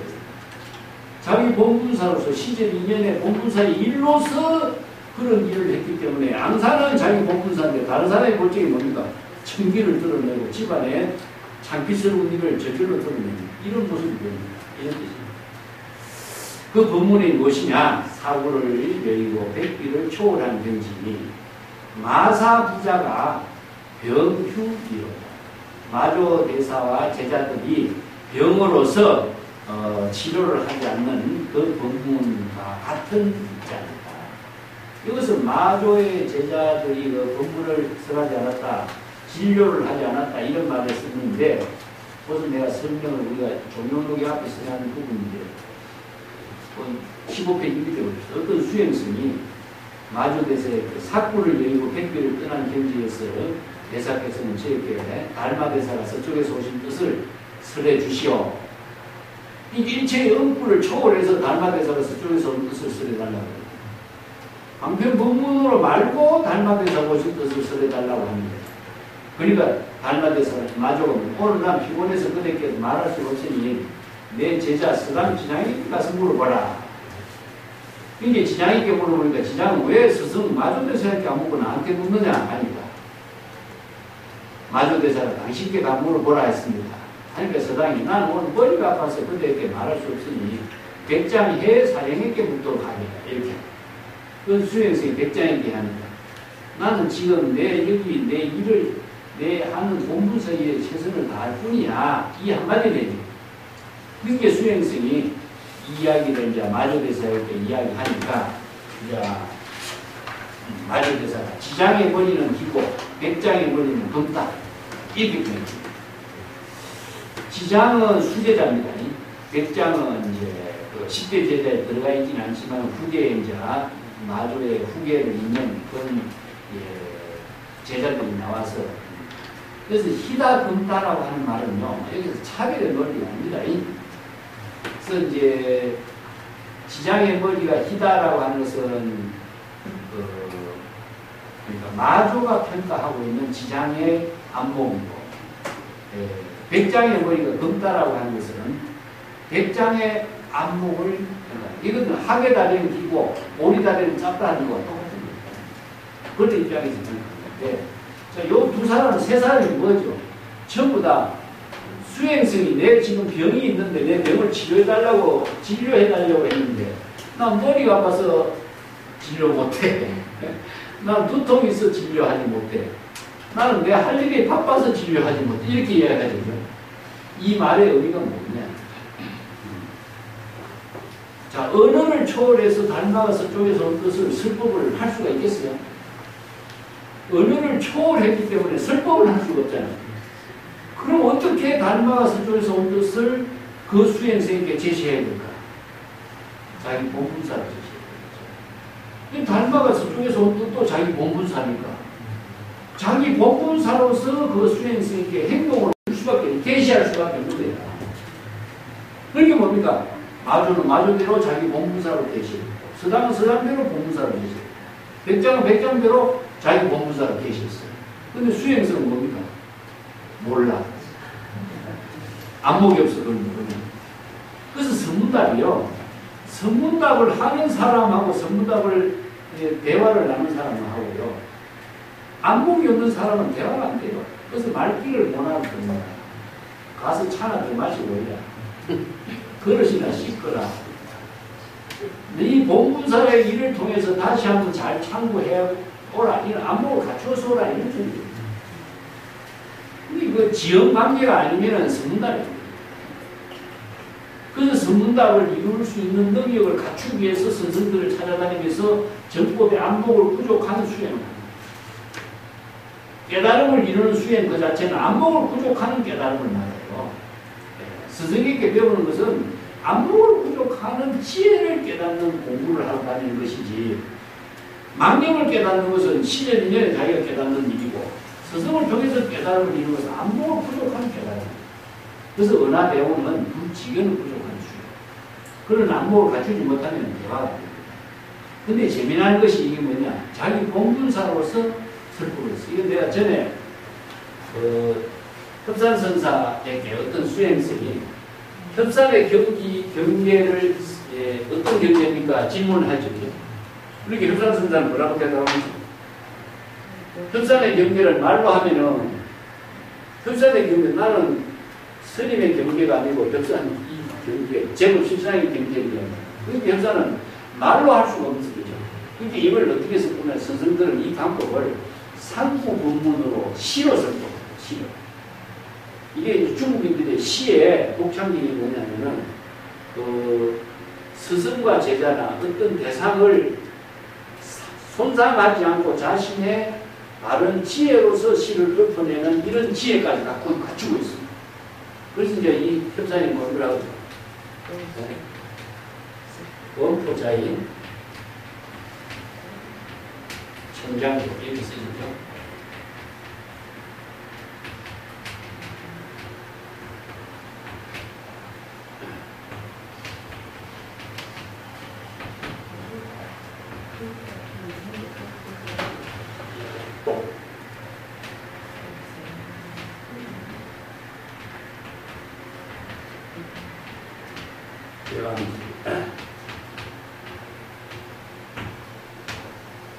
원숭이는 자기 새끼를 낳고 푸른 산 계곡으로 돌아가고, 새는 꽃을 물고 바위 언덕에 떨어뜨립니다.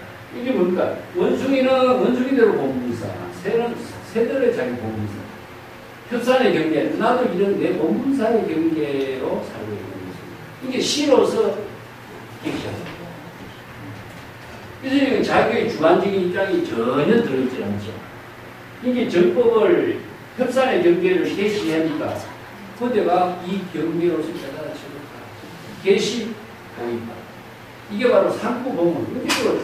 제법의 설법을, 제법의 설법을 중국 선생들은 시로서 이렇게 개시해버리는 본문이 있어요. 이 중국인들의 지혜가 참 알마스레이 논문을 언어로 쓰할 수 없는 경지, 언어를 초월해서 제법 실상의 본문으로 쓰라는 이런 본문들을 이제. 자, 괜찮은 거예요. 이 부분들은 뭐 주석된 것을 갖고 좀 참고해 보시면 되고, 17조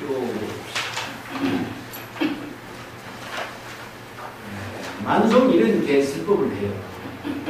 이건 만송 자기가 이제 열자에 있는 말을 가지고 자기가 설법합니다. 동북 방향에 있는 나라 사람들은 항상 깨어있기 때문에 슬픈 일이 없다. 중앙에 있는 나라 사람들은 꿈에 깨어나 현실에 살고 있는 일에 항상 반반이니 꿈속의 한 일을 거짓이라고 하고, 꿈에서 깨어나 현실에 한 일을 진실이라고, 이렇게 차별 분별심으로 말합니다. 서남쪽에 있는 나라 사람들은 오심이를 꿈꾸고 살고 있고, 그들은 꿈속에 깨어나 현실에 자신이 한 일을 거짓이라고 하고, 꿈속의 한 일을 진실이라고 하고, 깨어있는 현실의 일과 꿈속의 일, 험함과 진실을 잘 판별할 수 없는 사람입니다. 이게 뭡니까? 중생이 살고 있는 세계를 이렇게 이게 열자입니다. 열자. 이제 이 꿈속에 있는 일을 갖고 현실로 착각하고 현실에 있는 일을 꿈이라고 착각하고 이게 어느 한쪽으로 가면 이게 뭔가 편견이에요. 편견. 자, 여기에서 뭐냐 꿈과 현실을 다르게 판단할 수 있는 안목을 갖춰야 됩니다. 그 용화 거둔 선사의 대송을 얻었습니다. 꿈속에 어찌 꿈이 허망한 줄 알게 있겠는가. 꿈에 깨어난 뒤에 비로소 꿈이 허망한 것임을 자각할 수가 있으니 미혹할 때는 마치 꿈속에 있는 일과 같고 깨달은 뒤에는 도리어 잠에서 깨어난 사람과 같다. 교가에서 꿈을 독두의식으로 홀로 의식의 그림자와 같은 대상 경계를 반응하는 것이라고 설명하고 있는데 강산선사는 이미 오래전에 전도 몽상이 없어졌는데 어떻게 여기서 그러한 꿈 이야기를 할 수 있는가.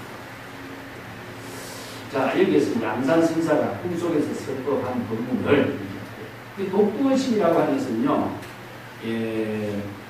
뭐라 그럴까요? 내가 조금 설명을 했습니다만 법상종에서 설명하고 있는 이런 몽중의식, 독산의식, 독주의식 이런 선정 가운데서 의식 이런 것을 자기 그 마음속에서 일어나고 있는 의식의 상태를 이렇게 표현해요. 꿈속에서 일어나고 있는 의식을 독두의식이라고 하는 겁니다.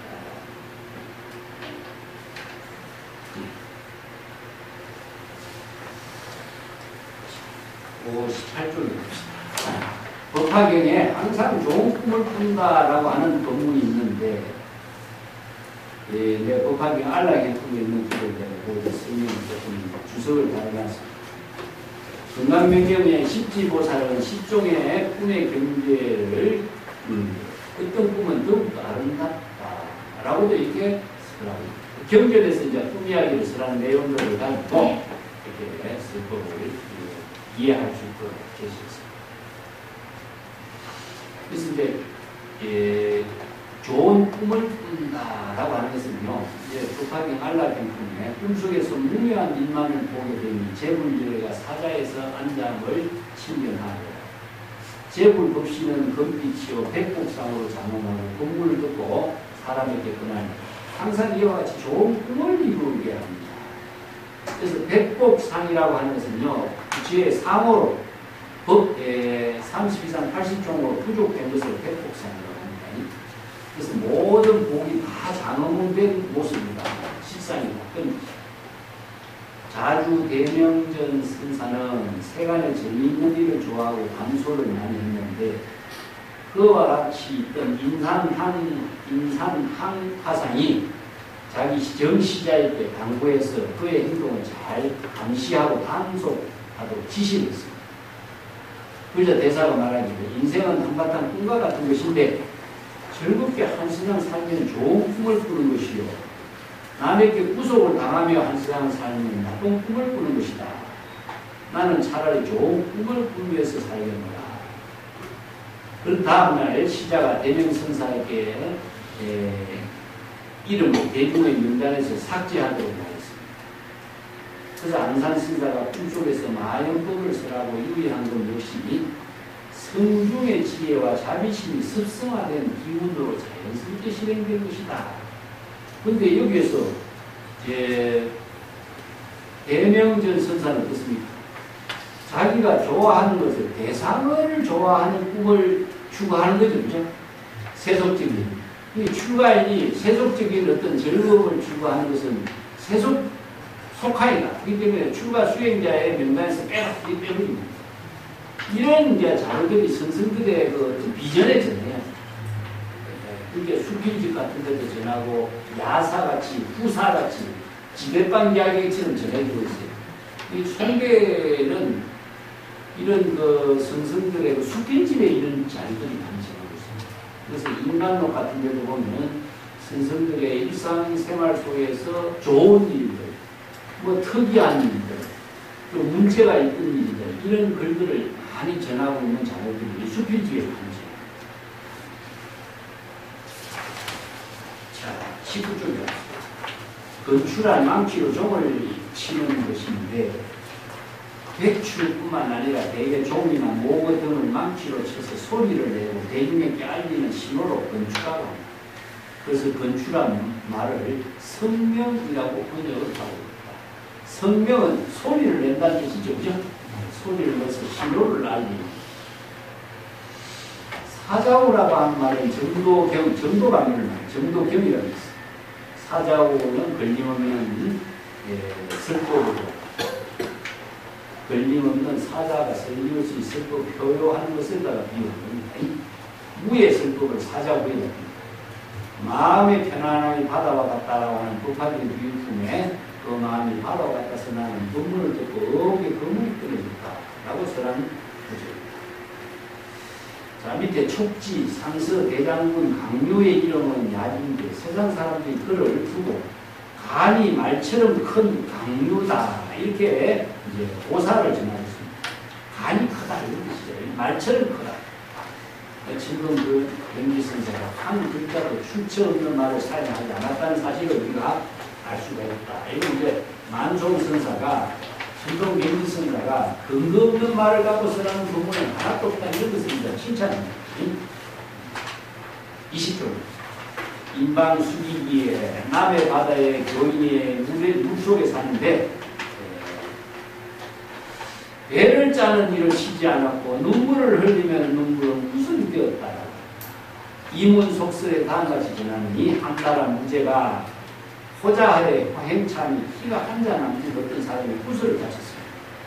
그래서 동방사이 말하기를 강 밑에 깊이가 수백 킬이 되는 동굴이 있고 동굴 속에 사는 붉은 대합 쪽에 내장에서 이 구슬이 나오는데 그 구슬이 지름이 한치 밝고 빛나니 세상이 뛰어났다고 합니다. 그래서 이런 이제 진주 구슬 이야기를 진여에다 줍니다. 앙산이 다만 눈물이 흐르고 내장이 아픈 것만 알고 혀가 입 밖에 나온 줄 알지 못했다. 술이 진여 자성을 흐리게 하듯 꿈에 천기 구슬을 하였기에 삭과 백귀로 일시에 설법한 것이다. 자, 눈물이 흐르고 내장이 아픈 것만 알고 혀가 입 밖에 나온 줄 알면 앙산선사는 무심의 경지에서 자기가 시제지전에 본분사에 일을 하는데 최선을 다했기 때문에 자신이 어떤 상태에 있는지 모르는 거야. 자신의 어떤 몸은 생각하지 않아.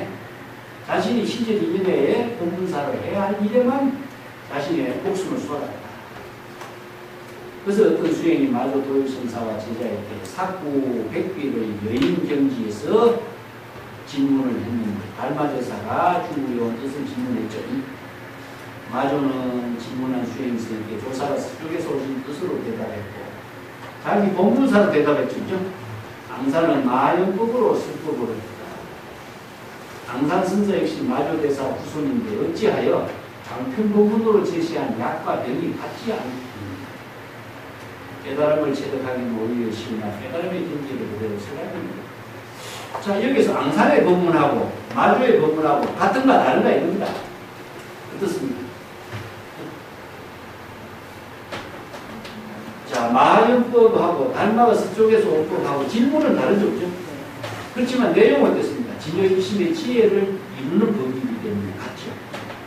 근데 한 사람은 본문사로 설했고 한 사람은 방편 법문으로 설했고 방편 법문 그 자체도 본문사로 자기 본문사로 설한 것도 본문사로 그렇기 때문에 어찌 다를 수가 있겠느냐 이런 뜻입니다.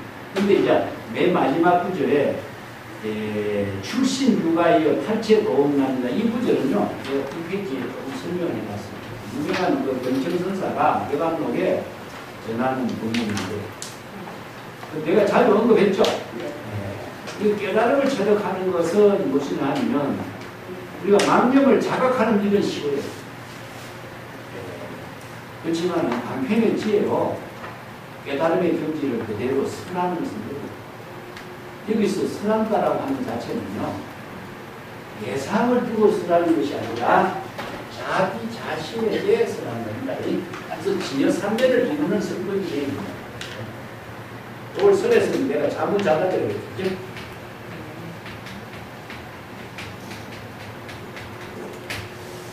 자, 여기서 설법의 문제가 무엇이죠?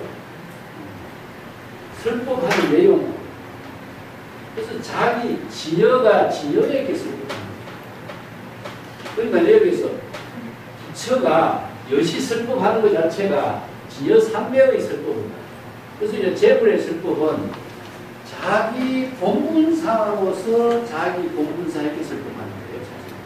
다른 말로 한다면 문제를 일으키는 것 자체는 무엇이냐면 의문점이라고 하는 것은 지혜를 체득하려고 하는 원력행위.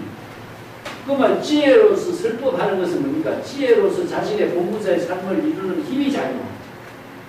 그래서 진여 삼매를 이루는 설법이 돼야지 이 설법이 누구에게 대상을 두고 했다 한다면 자기가 누구를 위한 설법, 대상을 두는 설법이 되기 때문에 이것은 중생입니다.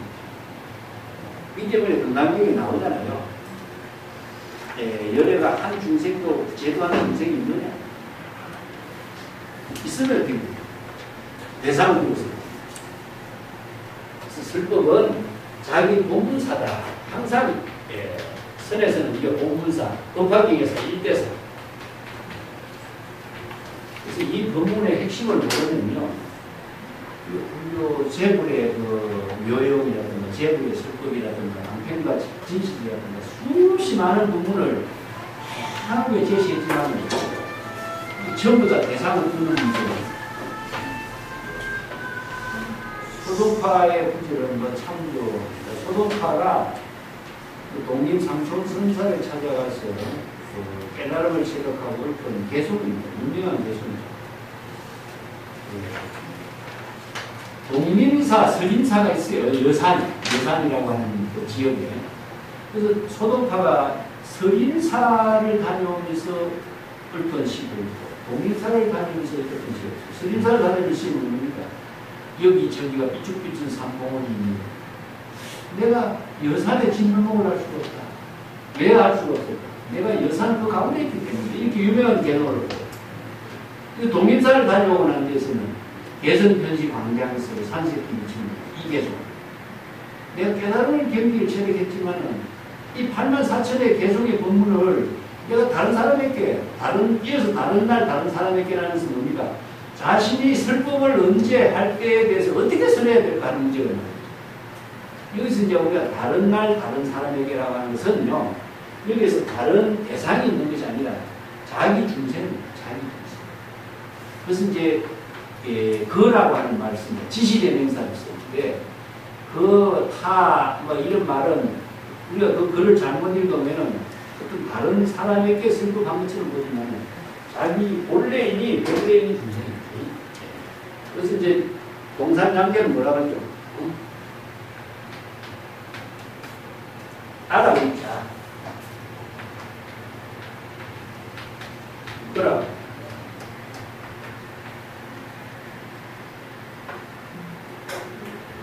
자기가 자신에게 있습니다.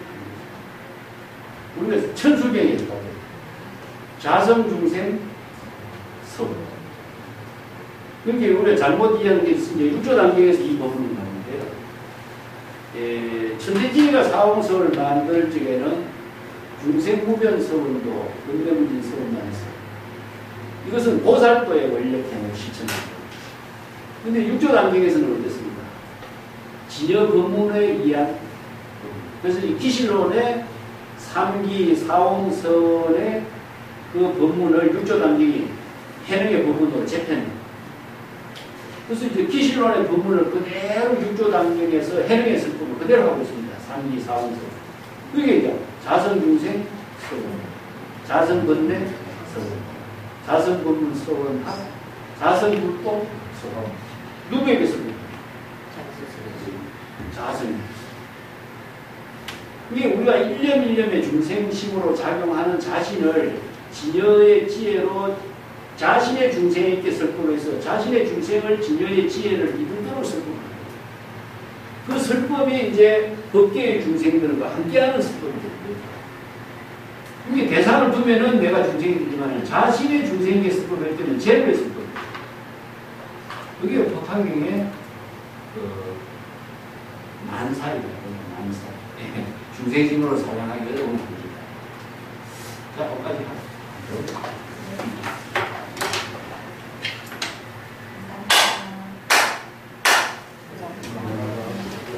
찾았습니다. 있었어요.